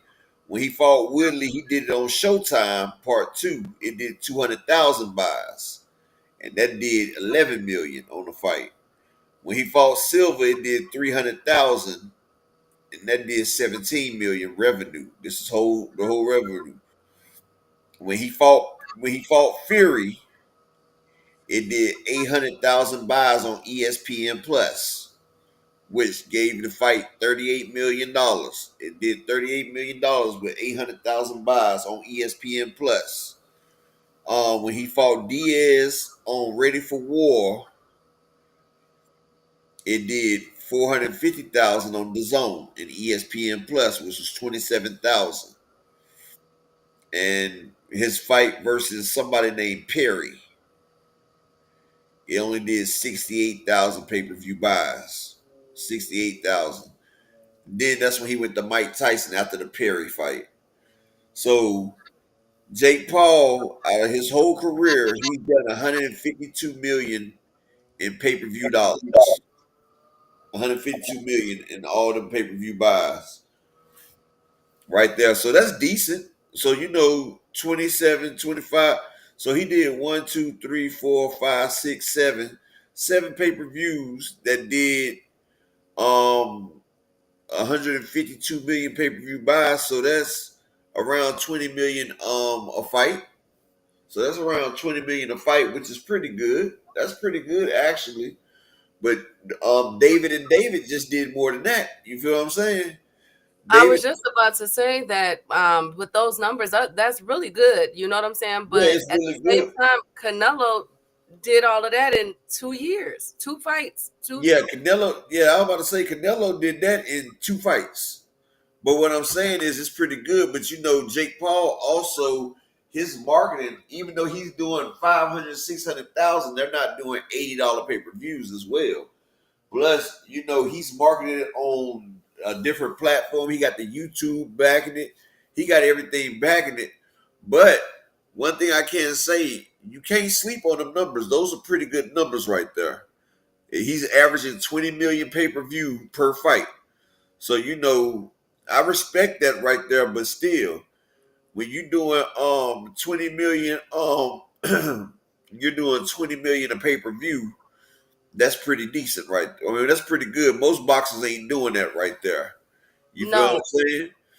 But salute David, to yes, KC, salute King. salute to the OG KQKC in the building. Salute to that dude named Dave too. But one thing I can say about this as well, though, yes, you doing that, but Canelo, check this out. Canelo, his pay per view he did with Floyd Mayweather, it did $2.2 million buys, right? 2.2 million. The revenue for that one fight was 150 million. When Canelo fought Anguilo, that did 350,000 pay per view buys. The revenue was 20 million. He fought Arislandi Lara, did 300,000. That's 18 million. He fought Miguel Cotto, 900,000. It did 58 million. He fought Amir Khan, 600,000, 30 million. He fought Callum Smith, 20 million. He fought Chavez. That shit did 80 million. It did a million pay-per-view buys. The revenue was 80 million, right? Canelo versus Gennady Golovkin. It did 1.3 million pay-per-view buys, Key. and the revenue was 110 million. Now look, this is crazy. He did 1.3 million, and the revenue was 110 million. You hear that, Key? Mm-hmm. But then he fought Gennady Golovkin Part 2. It only did 1.1 million. But the revenue for that's 120 million. So it did 10 million more in revenue, but did 200,000 less. Then he fought Caleb Plant on Showtime, did 800,000 pay-per-view buys, 64 million. 64 million in revenue. He fought Bivol, 520, 36 million. He fought Golovkin, the trilogy. It did 550,000 pay-per-views. It did 80 million, right? He fought John Ryder. Now this is Canelo versus John Ryder, Key. He did Yeah, I think that was wasn't it 500,000? 450,000, and it still did 29,250,000. Canelo versus Charlo, 700,000. It did 59,500,000. Canelo versus Jaime Munguia. That's why Charlo took a break. He like, look. Charlo like, look, I need about a year off. Yeah, that's 500,000 away from 60 million. Canelo versus Jaime Munguia. It only did 560,000, but it did 50,400,000. He did 50,400,000 with Jaime Munguia. Canelo is getting goddamn change. Like now look, remember I showed you that Jake Paul out of his pay-per-views, he did 152 million, right? Yes. Canelo has done out of his pay-per-views total sales 925,050,000. Oh, Jake, you gotta stop, Jake. You gotta stop, Jake. You was not the A side over Canelo. Canelo is $75 million away from $1 billion. No, KQ, I'm saying though, like, no disrespect to the Charlo brother, but I'm just saying, like, I'll take a break too. 59 mil? I'm walking away from 15, 20. OGKQ. She's saying that Charlo and Canelo made 59,500,000. They basically made 60 million in that fight. And no, that's the pay-per-view revenue. The total revenue for the Charlo fight with Canelo is 87 million, Key. That's what the gate. Man, I'll take a year off too. Go ahead, Charlo. I don't want to hear nothing else about Charlo chilling. Canelo and Charlo did 59,500,000 in pay-per-views. And they said with the gate and concessions, the fight totaled at 87 million. So with the gate and concessions, that was another 38 million. Exactly. Canelo, Charlo, I get it. Charlo, well, no, it was 28 million. It was 28 million. Charlo walked away with some money. No, the gate and the concessions was 28 million. Because the gate was like 24 million plus about 5 million for concessions. So yeah, that's $87 million. Shit. If I was Charlo, I wouldn't even come back to boxing. Shit. Right. You ain't got a reason to. They made some money. They made some cash rules, everything around me. Cream get the money, $100 bills, y'all. Oh my goodness. So yes, Jake Paul, you are not the A side over Canelo, honey. That's not happening. That's not happening. But I will say this, and I get it, because Rick Tim, salute to the king. 327 is in the building. Mr. Pride, I see what y'all are saying. Like, oh my God, Zach B. They're upset. We got to talk about Jake Paul and Canelo. This isn't even a real fight, and da-da-da. I get it. But I have to remind y'all, if this fight comes to fruition, which I think it will, this fight right here, Upper, like me and Upper has. What is DZ talking about in Mexico? You talking about the him and Jaime Munguia was in Mexico? No, him and John Ryder was in Mexico. She was saying like they made that in Mexico. Yeah, they made that money in Mexico, so shit. Exactly. So the thing is, If Canelo and Jake Paul was to get in the ring, I want y'all to know this. Unfortunately, this will be the biggest fight in boxing in probably the past 2 to 5 years. Do not be surprised because this is a casuals fan friendly fight. This the talks of Jake Paul and Canelo in 48 hours has tripled, quadrupled the talks, the impressions of a Beterbiev versus Bivol fight. Y'all get that? One thing that Y'all they get gotta realize and people need to understand, right? I just showed y'all, no matter who Canelo fights, he's gonna have a base of 500,000 fans. 500,000 people are gonna buy the pay-per-view regardless.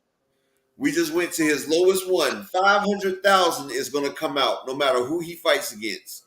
Even if it's John Ryder in Mexico, he's gonna get at least 500,000.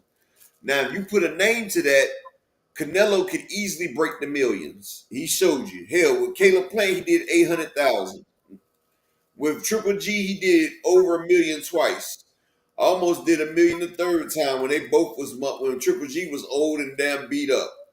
So Canelo is the cash cow when he comes out to play. Hell, it. matter of GM fact, said this will be the most stolen fight in history. I beg to differ. I don't think shout out so. to my brother Alan Sostain, my VPN Lieutenant General in the building. Even if it's stolen, guess what? It's still gonna crack a mill. The most stolen fight in history has to be Deontay Wilder and Tyson Fury. They said that I think they said that over 60 million people stole that fight. That's what they said, and that shit still did like 800,000, but that shit got stolen by everybody. But yeah, Canelo beats the bigger Jake than he do Bud. I think Canelo beats both of them. Rick Tim's no disrespect, but as I far hope as he is, like if he fights Jake Paul, I hope he give it to him for Tyson. Like give him the business. But Jake Paul, that shows his arrogance to think that motherfucking damn Jake Paul would think that he could ever be the A side to a Canelo. Like I said, Mike Tyson gave up his power because Tyson must didn't look and see what Jake was getting. Because if I was Mike Tyson, Jake would have got 20 million and I would have got the motherfucking 40 million. Because ain't nobody come to see you, Jake. If you go back and look at history, Mike Tyson is one of the, I think he's number 2 all time for motherfucking damn getting money. I think Floyd Mayweather's the only person that has more pay-per-views than Mike Tyson. You know what I'm saying? And Mike Tyson could have easily commanded that right there. You feel what I'm saying? Like easily. So that's the shit that gets me. And that's why I said they always do our people like that. And our people don't even realize what they do. Like when the motherfuckers be sitting there doing that shit. And shout out to my brother GT Parker in the PayPal with the $5 holler, bro. Appreciate you, King. And I appreciate everybody that supported in the Cash App and the PayPal. You know, it's greatly appreciated, man. I'm glad y'all looking out for the show. And like I said, make sure all of y'all sign up for the Discord. Because like I say, we starting a movement, baby. But like I said, Mike Tyson, he was duped. And that's what always happens to our people. Like we don't realize our power. Like Mike Tyson didn't realize that everybody was coming to see him, not Jake Paul. Like he gave away his A-side power. Like Tyson, you was the man. If you said that if he didn't realize like when the fight was in trouble, you see how they was trying to do everything to get Tyson. Come on, Tyson, you can do this. Oh, Tyson, you're banging all this. Like Tyson, they're making all this because they know without you it's no fight. It is no fight without you, Tyson. And you sat there and gave that motherfucker this goddamn, you gave him the spotlight. You gave him everything, dog. You didn't have to give that son of a bitch shit. And that's the shit that pisses me off right there because Jake Paul just basically stole a legacy from Mike Tyson. He stole his legacy from Mike Tyson. And just the way Bud stole from Errol, you know, Jake stole from Tyson. But just like Bud is not gonna steal from Canelo, Jake not about to steal from Canelo. Like everybody get a free steal and then think they about to come at Canelo. Canelo like nigga, y'all got me fucked all the way up. Bud and Earl. I mean no, Bud and Jake. Y'all both gonna have to bend the motherfucking knee because Canelo is not playing that shit, dog. And Right. I think shout out to my VPN lieutenant Alan Sostain in the motherfucking PayPal with I mean not the PayPal, the Cash App with the 5-piece chicken McNuggets with the extra honey barbecue sauce. Appreciate you, King. well, I think that stop and running and ducking. What I duck from A1 Salute King. What I duck from this time. Y'all just On in the building. I always get cussed out. Tyson has been controlled, lifelong misfits. He gonna be himself regardless, real as they come. Yeah, if Heyman is involved in the talks, we know Canelo's gonna get it all. Absolutely. That's why and I'm hearing so there's a lot of confusion. Some people are saying Netflix. I heard that Canelo re-signed with the PBC. I'm not sure if they're gonna do a Netflix special for this one. I think and salute to Teach. Amazon Prime special. I think that I wouldn't be surprised if it's Amazon Prime special. I wouldn't be surprised. And they could make a profit off of this. I mean, I know it's an exhibition style fight. I'm tired of Jake Paul. I hope Canelo's able to knock him out. But at the same time, y'all know, like I know, that this is one of the biggest fights in boxing as far as financial business. Both of them two dudes will be able to walk away for the rest of their life. That's how big this fight is going to be. I You can understand that, Miss snap Barbara D, and I said that, and it was Earl's fault and it was Tyson's fault. Neither one of them had to give in, but they both did. You feel what I'm saying? Tyson didn't realize that he was the A side because Tyson's so used to people getting over on him, and he needs people around him. Like they should never let that shit go down like that.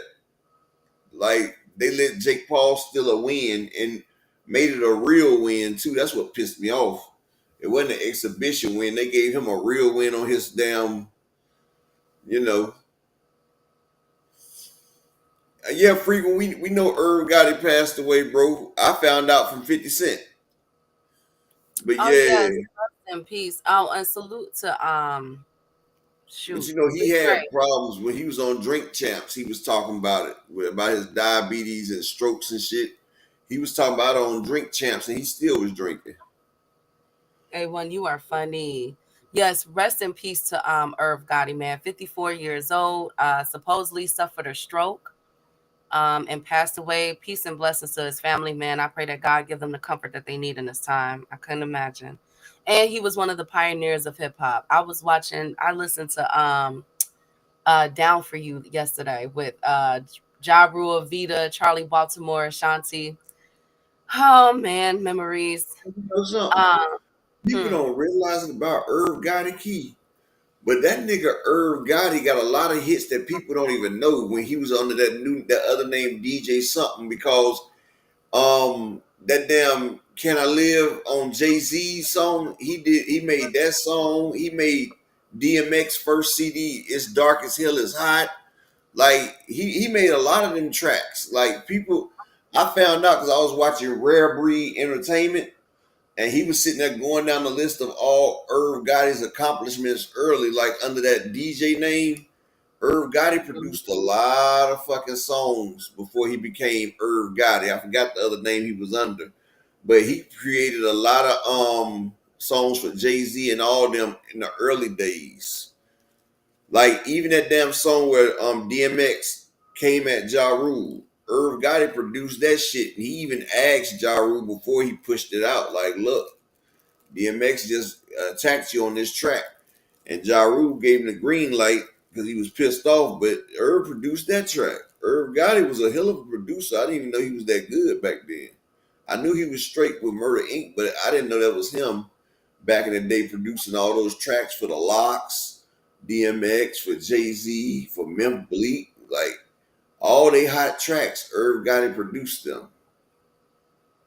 Absolutely. Rest in peace to that king, man. Salute Picasso. Now that we got Canelo and Bud and Jake Paul out the way, what is next for Bud Crawford, Upper? So let's look at the Sitting 154 there looking division. stupid. You're gonna be sitting there looking stupid. You So stupid over there. Bud is the WBA champion and he is the WBO interim champion. So here's the rankings. We got Yonis Tales. We got I don't think he's gonna want to run it back with Madrimov. Lubin already has a fight. There's Vito Melnicki. Jesus Ramos just got done fighting, and he's gonna be on the upcoming PBC tournament if I'm not mistaken. You have Charles Conwell. You have Xander Zayas. Woo! You have Josh Kelly, Shordell Booker, or do he fight Bakram Murtialev? Bakram. Who do y'all want him to fight? What's next for Bud Crawford? Well, I would love to see him fight Baccarat, but he's not gonna do it.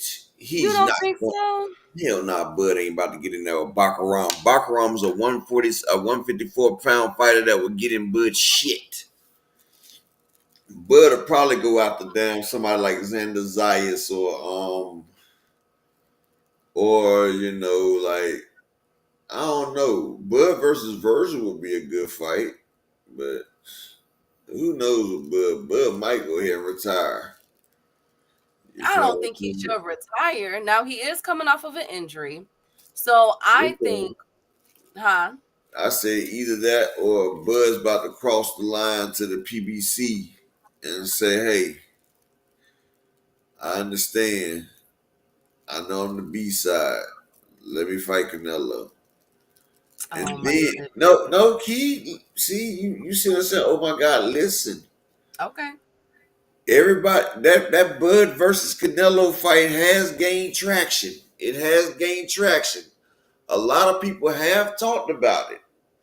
Now, it can be done on Canelo's side of the street. Like, look, Turkey couldn't get me to fight. I know you run with Al Heyman. Hey, look, can you and Al make this shit happen? And you know Al, he gonna pop his collar once or twice. He gonna pull his Cuban cigar out. He gonna have Santa Cruz, Leo Santa Cruz gonna come out there with the cigar cutter. He gonna cut it, and motherfucking damn Tank Davis gonna light the cigar, and he's gonna be like, "Now, Bud, you come to me once with the Spence, then you leave me. Now you come back, and you're telling me you need a favor. Now with this favor, I'm not gonna do you a lot of favors. I'm not gonna play you a lot of games, but I'm gonna give you Canelo for this price right here, and that's my final offer." And Bud's gonna say, "Thank you, Alson. Thank you, Mr. Al. I will accept it. No games." And then we're gonna get Bud versus Canelo, and that's probably gonna be Bud's last fight when he goes to sleep. But this is what's gonna happen. Bud's gonna come to Al now. Y'all remember Apex the guy up at Echelon told y'all this first. Bud is gonna go to Al Heyman. He's gonna bend the knee. He's gonna make Turkey mad because he see Turkey a la shit. Can't make the sandwiches. And he got all the sandwich meat, but can't make the motherfucking sandwiches. He's gonna go to motherfucking Al. And he's gonna go to Al. I know KQ. I'm just trying to say he's gonna go to Al Heyman. And he's gonna be like, "Yo, Al, you see people talking about me and Canelo. Can we get it going?" And Al gonna call Canelo like, "Look, throw him a bone, Canelo." And Canelo gonna be like, "All right, you want payday? You want payday? I know, bud. I give you payday. I give you payday. We do it in Vegas. You get this set price, no back end. I give you 10, and that's it. And this is what's going to happen. And Bud's going to end his career getting flatlined by Canelo and getting 8 figures. And Canelo's getting everything else. He's getting the money off distribution, off of all that, and about his liquor getting sold, and 80% of concession stands. And everybody's happy. I'm telling you. KQKC, you are my witness. Y'all all heard it. Bud will cross the line, bend the knee to Al to fight Canelo. Straight like that. And that's an upper exclusive. He won't pay. Well, He wants payday. another fight though that don't be surprised too. And I do want to put this. I know I don't want to go back to the Canelo situation, but just real quick, I read to you guys 3 reports, if y'all recall, of Canelo discussing retirement. Don't be surprised if his last hurrah is David Benavidez. Don't be surprised about that. It won't. I think that Bud is still in a play, but I think it's going to be something.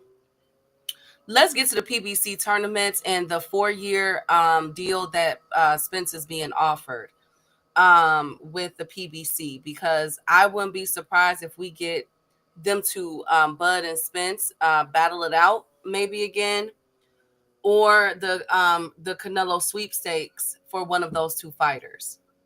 So it is being reported and rumored that Amazon Prime has extended an offer to Earl Spence for a 4-fight deal, and that with this deal, it'll probably more than likely start in the summer. As we know, he was supposed to fight Fundora back in March, but Earl said he'll come back when he's ready, right? And not to mention the sanctioning body start doing that Fugazi stuff. So I'm hearing, like I told you guys 2 weeks ago, that there's supposed to be a 154 tournament. Remember, I brought that up. Where we're supposed to have everyone from Bohachuk. What was the other one? It was Bohachuk, Madrimov. It You was got Bohachuk, Madrimov. Virgil Ortiz. Yep. What's the other nigga name? Bobachuk, Bajamov, Ortiz, Vito Beldicki, Ramos, Erickson Lubin. Everybody, yes, they have to win their fight. So Jesus Ramos checked his off. Erickson Lubin got the one coming up. That's the IBF eliminator. That's You from got Boxing. Virgil Ortiz and Bobachuk. Yeah. Virgil Ortiz and Bobachuk. It was Majamov and Bakaram. Bakaram sitting there waiting, and you got Charlo versus somebody. So basically, what I'm hearing is, you said Fundora versus somebody. Right. So what I'm hearing, the whispers that I'm hearing is that they're kicking that off. The Earl Spence card is supposed to be in the summertime. More than likely, we'll have one of the Charlo brothers on it, and that they will be having Spence will fight that card. Possibly one of the winners of that 4-man, that 154 tournament that they're putting together, that they're trying to right now. And then his 3rd fight and 4th fight is being very, very swept, like kept underneath the rug. Okay. But he got to get through them first 2 fights. Okay. Whether it's the one that he has in the summer, the 4-man tournament in the summer, early fall, he got to get through one of those. So I did hear that Earl Spence is on a deal, though, and that he should be making his return early summer or in the summer, probably like a June, July-ish date. Seems to be done with boxing. I don't think so, GT Parker. Actually, shout out to the beautiful Queen Raina and GT Parker. I'm glad you said that, but in the words of my man Phenomenal and Fanon, they just reported earlier today that Amazon Prime is working on a $200 million deal with Earl the True Spence for, I think, 4 fights. I gotta look more into it, but Phenomenal had just told me I gotta look at Fanon's, but I'm gonna do some research. But shout out to my man Phenomenal Show. He brought that to my attention. He was talking about Earl's supposed to be coming back with a 4-fight deal for $200 million, I think. I haven't done the research on it, but this is what I'm hearing. Matter of fact, Phenomenal. Do you mind explaining to us why you're right here, Mr. Phenomenal? Phenomenal's right here. Hey, Raina, I heard Laura versus Spence at 160. Spence could move up to 160, but well, Spence is supposed to be at 160. Floyd Mayweather told us that Spence should have been at either 160 or 168 anyway. People don't realize Earl Spence before the Sean Porter fight, before the Mikey Garcia fight, Earl Spence was well over 190. He had to lose 40 pounds in the training camps. That's why he didn't have no strength and conditioning. He had to have fat camps because Earl Spence blows up. He's a big boy. The man was going against Hassan Rahman Jr. And he's a heavyweight. And him and Spence was sparring against each other. And Rahman Jr. used to have to wear body protection gear because Earl Spence would crush him into the body. And no, it won't be another 2-year layoff of that dude named Dave. It's supposed to be this year. He's supposed to be getting his body well together, but If he does go to 160, you just cheesecake and just can't stop thinking about your boy. Oh shit. Okay, A1, I might have to get one of them Revis cheesecakes then. if it is, my God, if it is, if he does come back at 160, don't be surprised if Earl goes on a dominating spree. If, like I said, that he's added to that Canelo sweepstakes. Do not be surprised about that, y'all. And Earl Spence versus Canelo Alvarez was once the biggest fight in boxing because they said that Earl and Canelo would do 2 million easily. And Earl was the winner. Earl versus Danny Garcia broke the gate record that year. He passed Canelo Alvarez. And if Earl can get back in shape, him and Canelo have the same dimensions. Earl Spence, as that weight, Earl Spence hits harder than people understand. Like people don't realize that Earl Spence, his body, he had to retract his power and his shots because he was weight drained, shrinking down to 147. But that's where all the money was at. So Earl had to do what he had to do. But people don't realize Earl was a big guy. The nigga knocked Adrian Broner ass out in sparring. Like in 16 ounces of headgear, Adrian Broner was standing up there asleep from a shot that Earl Spence collided him with. You know what I'm saying? Like the man is powerful. And that's why Earl, if y'all ever paid attention to the interview, Earl would tell y'all that 50% of me is better than 100% of these other fighters. Because Earl knew when he was shrinking down in weight, he could never give y'all 100% because, weight draining somebody, you're not going to get your full output. And, you can see that when Chad Dawson fought Andre Ward. Chad Dawson was out of it. Like he couldn't generate no power or nothing. And Andre Ward got the win off awesome Chad Dawson. That's why a lot of fighters, whenever they shrink down, they're a lot weaker. That's why I feel like Devin Haney. I'm not saying he's weak, but I feel like the way he shrinks down in weight, he's missing a lot of his power because he's shrinking down. So when he's shrinking down, his muscles are not able to work at 100% because they're dehydrated. But I don't really know about that snack shit. Snack has some shit that we don't really know about that they're looking into. So I can't really say the same about people that's on snack because snack has some properties and some stuff that they're looking into now because that's something different. Snack is very different right there. It changes the game up, honestly. somebody said, I think it was for a phenomenal show, said it's a 4-fight deal, $200 million. First 2 fight tune-ups, the last 2 will be big fights. Again, don't be surprised if one of those is a Canelo sweepstakes. They were talking about it before. But in Spence fought. Hey, let's see how Spence look. But let's see if Earl accepts. You got Earl Spence being Canelo. No, I don't think any if you're not that weight and fought at that weight, it's gonna be hard to be someone that's been there for a long I time. think honestly, I feel like if Earl can get like 3 fights in and Canelo's his 4th fight, I think, and if he can look back the way he used to look, I think it'll be a good fight. I would say 50-50, but that's if Earl comes back and he's in the swing of things and he can get it done and we see how he looks in 3 good fights. Like if he comes back and he beats Anna's, and if he say like he come back and he fight Laura, he beats Laura, and then say like he beats Janabek, and he's looking like the old Spence, or he's looking even better because he's at a different weight. Then yeah, him and Canelo will be a hell of a fight, and that shit will break the bank.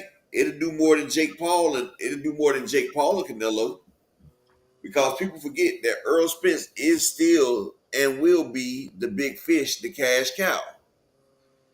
Like PBC got all the cash cows. They got Spence, they got Canelo, they have Tank, and now they got El Bendejo Rejas or Bandera Rojas, the red bandana, the Mexican monster. And they got another future one in David Morrell, whose stock has just went up as well. So especially if David Morrell needs to fight either Buatsi or Anthony Yard, and that right there, exactly, Zach B. Oh, that whole boy, Shalom King. Peace and blessings to you, my brother. Hope everything is well with you, pimping. Hey, ho boy. That is kept under wraps about his trainer, J.A. Dixon. I have no idea who Errol Spence trainer is still. I know he was around a few trainers, but I'm not sure if he made one of them his home yet. And I will say that will be the tall tale of everything, to see how he does without Derek James. He's been with Derek James forever. 160 is prep for 168. Exactly, Rob Walker. And he could pull what Jamal Charlo did. Jamal Charlo came in at 164 for the Jose Benavidez fight. Needs to take a couple tune-ups, but honestly, Earl needs to fight Keith Thurman. Well, Thurman got to handle business. Thurman got that Australian boy in Australia. Australian boy don't beat his ass. And Thurman also got Tim Tszyu in the summer. That's what I'm saying. It's all these 154 tournaments. If all of them got to check it off. Erickson Lubin got to check his off. Thurman got to check his off. Tim Tszyu got to check his off. Everybody got to check theirs off before these big fights in the summer and the fall. Who would have thought that Tim Tszyu would have got ran over the way he did a few months ago? Who would have freaking thought the way Upper? Who would have thought another person that messed up the bag? Munguia. Who would have thought Munguia would have got ran over like that, Upper? And now look at what they got to do at 168. He didn't threw it all off. He got Berlanga in the freaking running. Do y'all understand that? I'm trying to get us from not having to see Berlanga and Canelo part 2. Ladies and gentlemen, do y'all hear me? Yes. I'm trying to get that from happening. Berlanga's comfortable right now. That's why he's talking so much. Need to be yelled at for his life. Who, Dave? What do you... Oh Lord, y'all leave. Shout out to Boxing Hacker Man. Y'all leave him alone. Pay Derek his money. I'm pretty sure that has gotten settled. If not, I'm gonna let them handle. We wasn't in the gym with them. We don't know what happened. But if he is owed, if he does owe Derek James's money, pay Derek James's money. I agree. Hey, you Lubin, are you asking who is Lubin fighting? Lubin is fighting Ardell Holmes for the IBF Eliminator. That will be probably in April or May. They just did the purse bid. It was a 60-40 split in favor of Lubin. So we should be seeing him soon. You said Earl is stubborn. He's not fighting Thurman. He does. I'll be shocked. Well, Thurman got some heat coming his way. So Thurman got to get his got to win 2 back-to-back fights. Like he has to win those fights. Like Thurman is do or die right now. Tim Tszyu is on do or die right now. Who else? Who else is do or die? Probably Madrimov if Virgil Ortiz stop. You know what? Madrimov is done. Madrimov is basically done. Upper, if Virgil Ortiz dominates Madrimov, should we be pushing for Virgil Ortiz versus Bud Crawford? I've been said that because they was talking shit, talking about he ducked Bud. So I feel like that's the next fight. Since you're not getting Canelo, Bud, why don't you go ahead and you invert Bud versus Virgil could sell because Virgil Ortiz could sell. and they have somewhat of a fucking history. If they take it to Texas, Bud versus Virgil Ortiz would do at least 200,000 buys just off Virgil Ortiz. And then the fact that Bud is coming, I think that sells, Keith. I think Bud versus Virgil Ortiz will sell. You got undisputed Bud Crawford, 2 weight class undisputed, 3 weight class champion. Hold on. 135. Yeah, 3 weight class champion going against Virgil Ortiz. Yeah, I think Yeah, I think it does more than Matchmoff. It does more than Bud versus Matchmoff without Eminem. I think it does. No, Oh, honestly, Keith, I think Virgil versus because both of them are knockout artists. If Virgil Ortiz destroys Matchmoff, if he just matter of fact, let yeah. me look at something real quick. Hold on 1 second, Keith. I'm about to look at Boba Chuck and Virgil real quick. Hold on. Okay. I'm gonna answer Terrell's. He said, "Who would be Earl's best comeback fight?" Fundora. Thurman would be. That's why I was Thurman would be. Thurman. Thurman is in hell and Oh, high I water know. I'm right just now. saying his best would be Thurman though, but Yeah, yeah. If Thurman was back, but I think as far as right now go, Fundora. I really wanted that I fight. do I too think because that was that a really good bullshit Fundora matchup. said about Spence somebody he come to 147 and beat him. Like yeah, Boba Chuck. Or what about Charles Conwell for Spence? You think Charles Conwell will take that He fight? ain't Charles gonna take Conwell it. is top 10 in every sanction by almost Yeah, every. it would be a good fight if he took it, but he wouldn't. It felt good to yell at his stupid A this morning. Willie, who y'all yell at, Dave?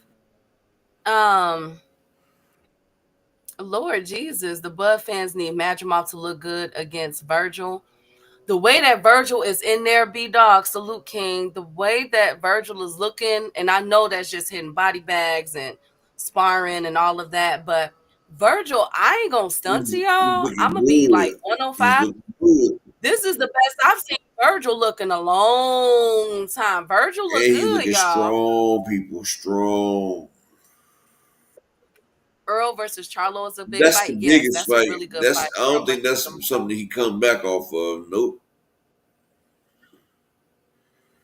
that ain't nothing you just come back out to what's we call it and fight. Hell no.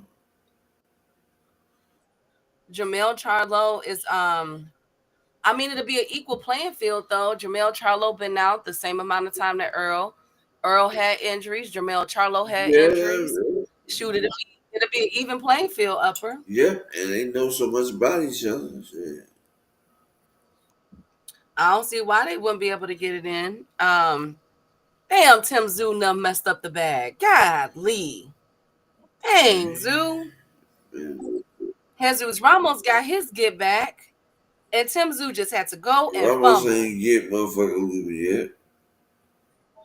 Well, Lubin denied that fight, Upper. Deserve everything he got this month. Okay, I have to catch the replay. I didn't know. But you know what? I respect Boxing Hacker though. I will always. He gonna hit that link. Okay, Boxing Hacker gonna hit that link and come up there and talk to you. You feel me? Like that's one thing I could say about Boxing Hacker. I don't got to worry about Boxing Hacker being in the comments talking Well, stuff. He gonna say, "Hey, Sergey Bovachuk and Virgil Ortiz. You know that they headlined, right? You hear me? yeah, of course, yeah." They had a motherfucking Do you know they had a damn $1.8 million gate? Mm. $1.8 million gate, and it wasn't even pay per view. You feel me? Another person. Yeah, I hear you. So Sergey Hovachuk and Virgil Ortiz had $1.1 million gate, $1.8 million gate on a fight that wasn't pay per view. So I'm thinking he should do at least 150 pay-per-view buys by himself. Now add that with a little Bud Crawford. I think Virgil Ortiz and Bud Crawford do at least 200 to 250 in pay-per-view sales, Ski. No, that'd be a good. I think that's a really good Yeah, I'm fight. just saying because Mazurmov and Bud did what? Like I said, Bud got 1.5 guaranteed, and he got another million, so he got 2.5 in total. So Y'all he are going in on him, so Lord. he got 2.5 in total. That means on his back end, he only had enough on the back end to give him a $1 million bonus. So if he only got a $1 million bonus off the back end, so that means Bud and Mazurmov did under 150,000. Key, they did under 150,000. Which it makes sense why Bud wants to chase Canelo so bad. Yeah. So honestly, if we being for real about the situation, he's not a real bad man. Like that's what makes it so funny about him clowning Tio about Tio being offered a 2.6 million to fight Sabril Matias. And Tio like, I'm not gonna sell nothing extra, so I'm not gonna get them bonuses. But shit, Tio, 2.6 million, that's more than Bud got with his bonuses on his last fight. Like Tio, 2.6, you've never seen nothing like that, dog. Like, take that shit to fight Matias. But Bud was sitting there picking, talking about how you call yourself a superstar and you only getting 2.6 million. But Bud, you only got 1.5 guaranteed, got an extra million on top of that. So big Dre salute. So how are you picking at this man if he's getting 100,000 more than you got with your guaranteed and your back end? Like the fuck? Like I don't get that. Like some people need to think about the shit that they say before they fucking type it or say it on the internet, Keith. Like he Hmm. picked on Tio. Remember he picked on Tio talking about 2.6 million? But I will say this though, Upper. Tio was cloud chasing Bud Crawford now, because you know dang on well Tio Okay. cannot knock out no Bud Crawford. He don't even have half the skills as Bud. He was cloud chasing Bud now. I understand that, but Bud talking about how you claiming to be a superstar when you only getting 2.6 million. And I'm like, well, Bud, you got a 1.5 guarantee and you only got 2.5 for the whole fight. This man is getting offered a 2.6 guarantee with incentives on there. You feel what I'm saying? So, regardless of his number or his incentives, just by stepping in the ring, he's gonna make 100,000 more than you without even throwing a punch. Do you understand what I'm saying now? So, who is they saying is the bigger superstar than Bud? Well, Just maybe off he that, just off also that from a demographic right financial. there, Keith. But Keith, just off that demographic what I just gave you, who would be considered the bigger superstar? Just off that But it could payment right there. also be a reverse of like, okay, I'm gonna play devil's advocate. How are you trying to say that that's a mega fight with you if that's all that you're bringing in and offering is 2.6? That wouldn't make sense for Bud to do. He only wants a 9-figure, 8-figure payday. He won't be able to make that money with a TO. You know what I'm No, saying? So I get it from that perspective too. Like, who are you to call me out and we ain't gonna make no money no, together? Like, what are you that's not doing? what I'm saying. He was picking on Tio and Matias. He was telling Tio that you're not a superstar.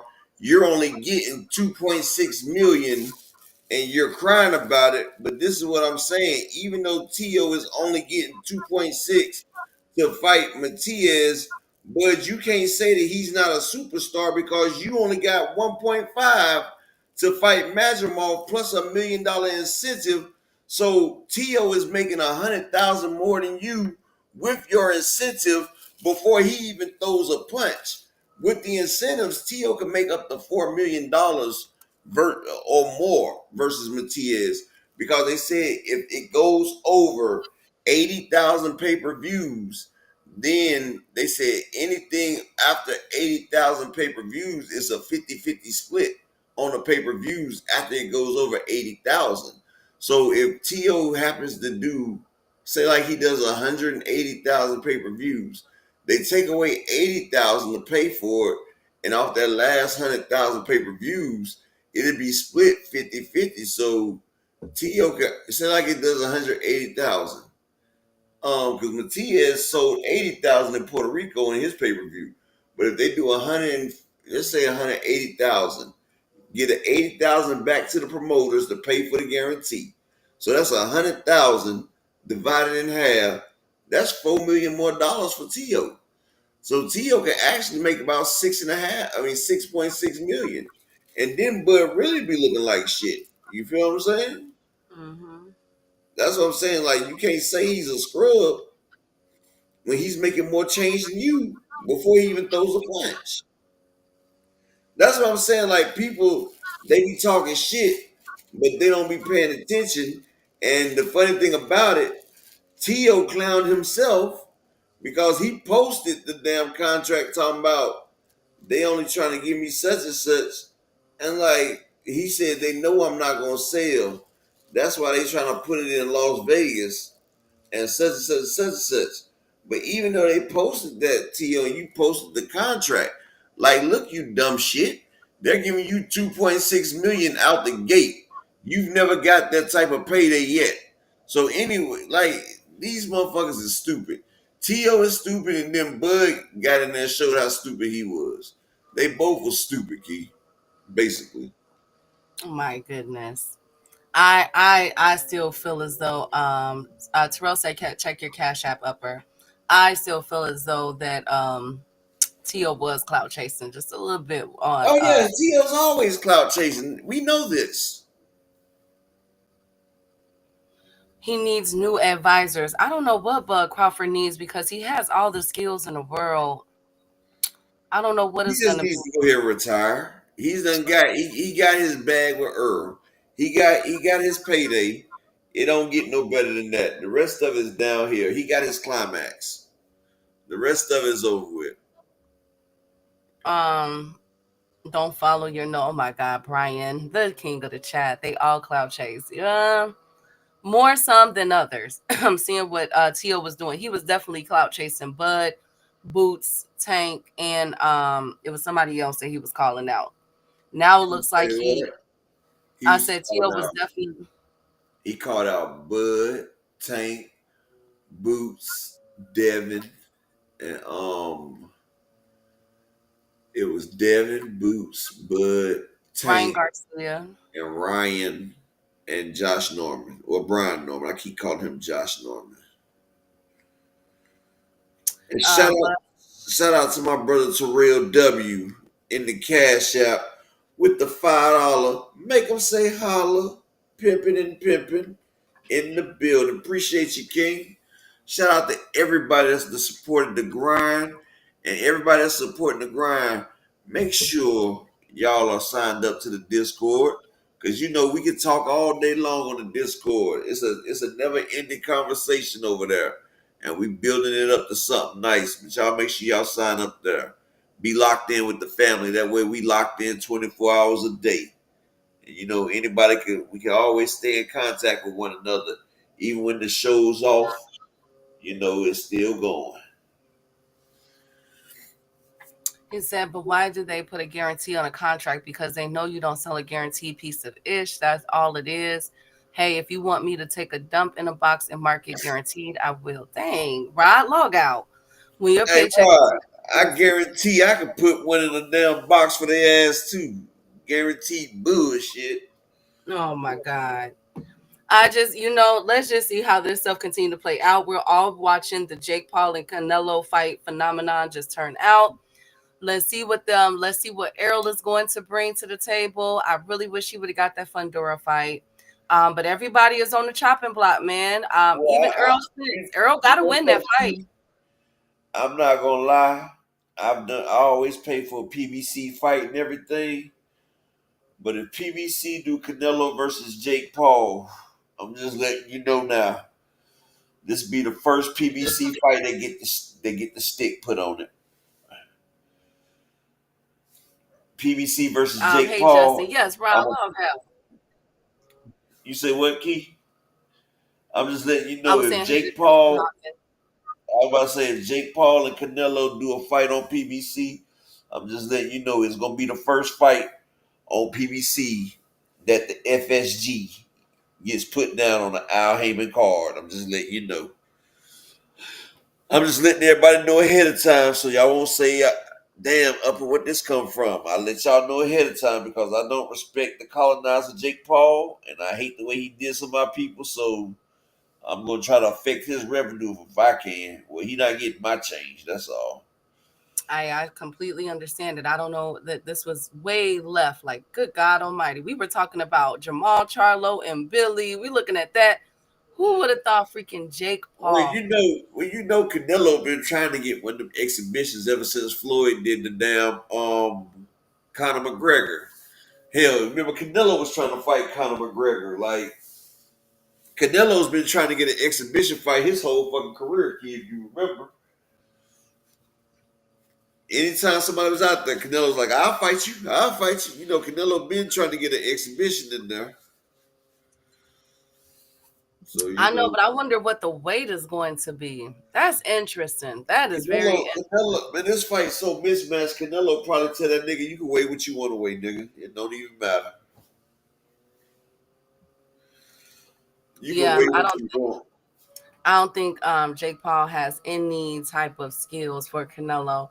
And watch Exactly. the betting odds be 50-50. That's gonna piss me off. Ain't no goddamn way. Vegas is about winning money. They are not going. That shit gonna be 800 and something negative to down plus 1,300. It's gonna be horrible. Horrible. 175 has to be.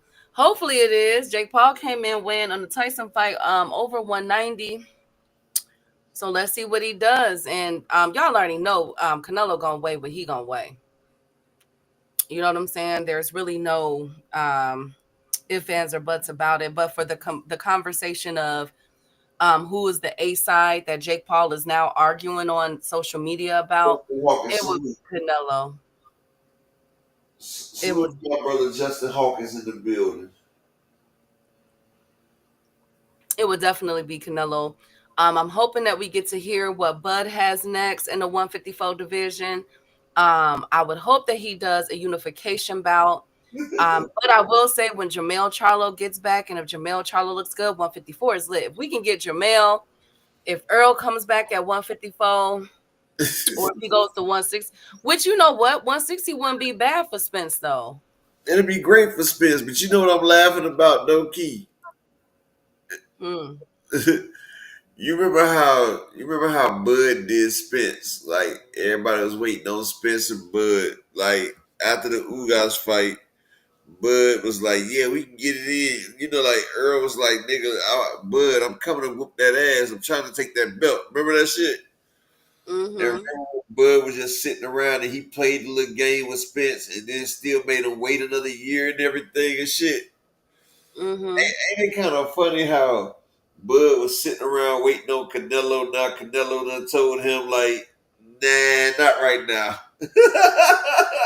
it's like Canelo did Bud. Like Bud been sitting around waiting on Canelo all this time, and now Canelo like, "Nah, not right now." It's like Canelo basically did Bud how Bud did Spence. Like Canelo, he fielded other fights now while Bud's sitting there waiting. Bud ain't had a fight yet. So, you know, Bud was sitting there waiting all patiently thinking he had a fight lined up for September. Now Canelo told him, "Nah, not right now. I'm about to get me a David Aronesian fight in." So now Bud got to scramble to try to get him a fight now, kind of like the way Bud did Spence. So Bud ain't gonna be able to find a fight because he ain't trying to fuck up the Canelo bag, right? So now Bud about to just sit around and watch And to Canelo finally say, okay, bud, I'm gonna spin the block on your ass now. So it's just funny how Karma's a motherfucker, and now Bud's just sitting there waiting on Canelo to spin the block for him and stuff. Because Canelo is the clear ace out of that shit Bud can do but sit there and wait. And then if Bud happens to take a fight and Canelo just decides to say, well, look, Bud, I'm ready, and Bud already in negotiations with somebody else, then he misses his turn. Like, this shit funny as hell, kid. It's like Karma at his best right now. I guess Yeah, that's it is. a funny sense of humor because I find this shit funny as shit. No, it is. It's definitely it's definitely karma. It's looking like that. Maybe Al Heyman is messing with Bud through Canelo. Exactly. That's what I was thinking about. Like, yeah, you remember how you kept making us wait and shit, but now you ain't gonna get you a tune up in. No, Bud needs a tune-up. He's coming off of an injury. I stand on that. Bud needs a Oh, I'm tune-up. talking about Canelo and Al Heyman ain't gonna let him get a tune up like Earl didn't get a tune up. I wonder if I wonder who can Bud come back and fight. Bud should just go ahead and fight Bakaram or Jamel Charlo. And Jamel then when he Charlo's a lose, WBA in recess. Fight him. and then when he lose, then it's no Canelo fight. Again, what the NBA calls a veteran minimum. Dang. Nah, I'm not hoping that on Bud. I hope he's still, because like I said, the man is talented. The man is skilled. He's a pound for pound fighter. But But he's a Bud got snake though. hands now. But he's a snake though. He's a snake, and snakes is still snakes, and they get what they deserve in the end. Oh, J.A. said Bud ain't her key. He's cycling. Lord Jesus. I Lord, thought so too. I just didn't want to say nothing. log out. We don't have concrete proof. Let's see what these investigations lead to. Let's see what these talks, everything that's going on. Let's see that, like, this is a lot of fighter lives in jeopardy. Y'all have no idea. Hey Lee, it's a lot of lives in jeopardy, man. I pray. I'm hoping that this is not the case. But we gonna see. In the words of Drake, we gonna see. But that's all I got for you guys today. Upper, you got anything? Oh nah, man, it's just been a funny show today. Did you look at what I sent you, Suki? We'll talk about it after the show. I'm just asking, did you look at it? Yeah. Okay. If y'all want to know what we talking about, we put it in the Discord. But peace and blessings to everybody. I'm glad everybody that came through, man. Shout out to everybody that supported the chat, that supported the channel, that supported the grind. Y'all don't understand, but y'all contributions are damn greatly appreciated, bro. Like, I really can't tell you how much we appreciate your contributions to the channel. And like I said, that's why we're putting it back in on the Discord, making this shit where we can all chill, have fun. I might pop in on the Discord in a little bit, later on today, check out, see who's there. But peace and bless to everybody out there, man. Y'all keep your head up, y'all hold it down.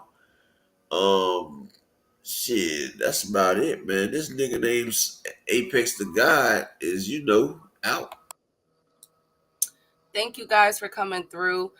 Tomorrow we have to talk about this weekend's fight card. Yes, we have one. We have one on Pro Box, and it's another one being and I already know y'all gonna cuss me out about these two because y'all don't care, and especially since Lester Martinez is officially out.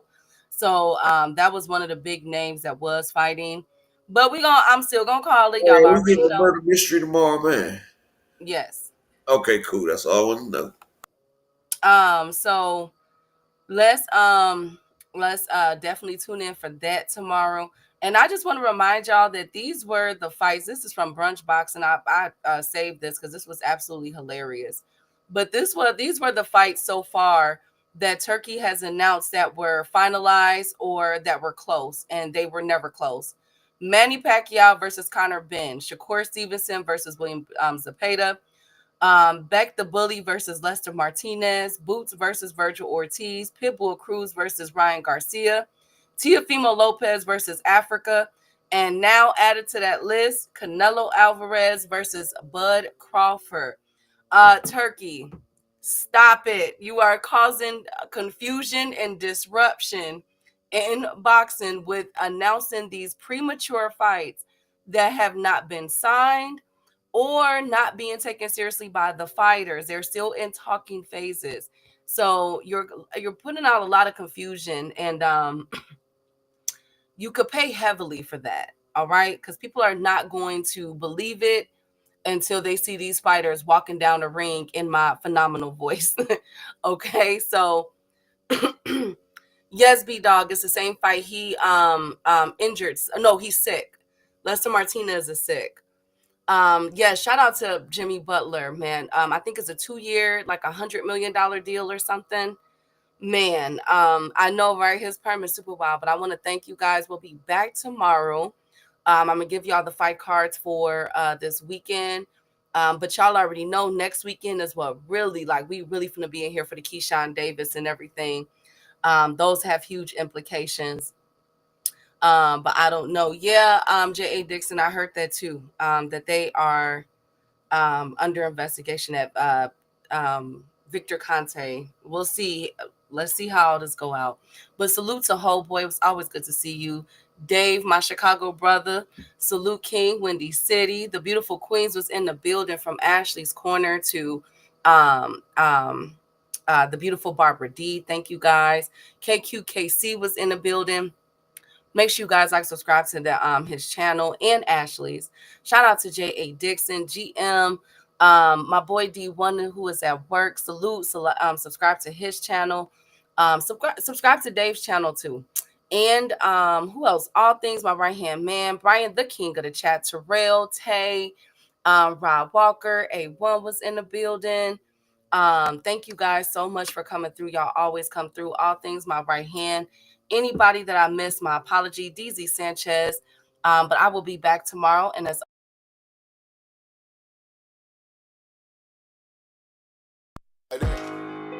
They want that smoke, bitch, I got it for 'em. They want that smoke, bitch, I got it for 'em. They want that smoke, you know I blow it.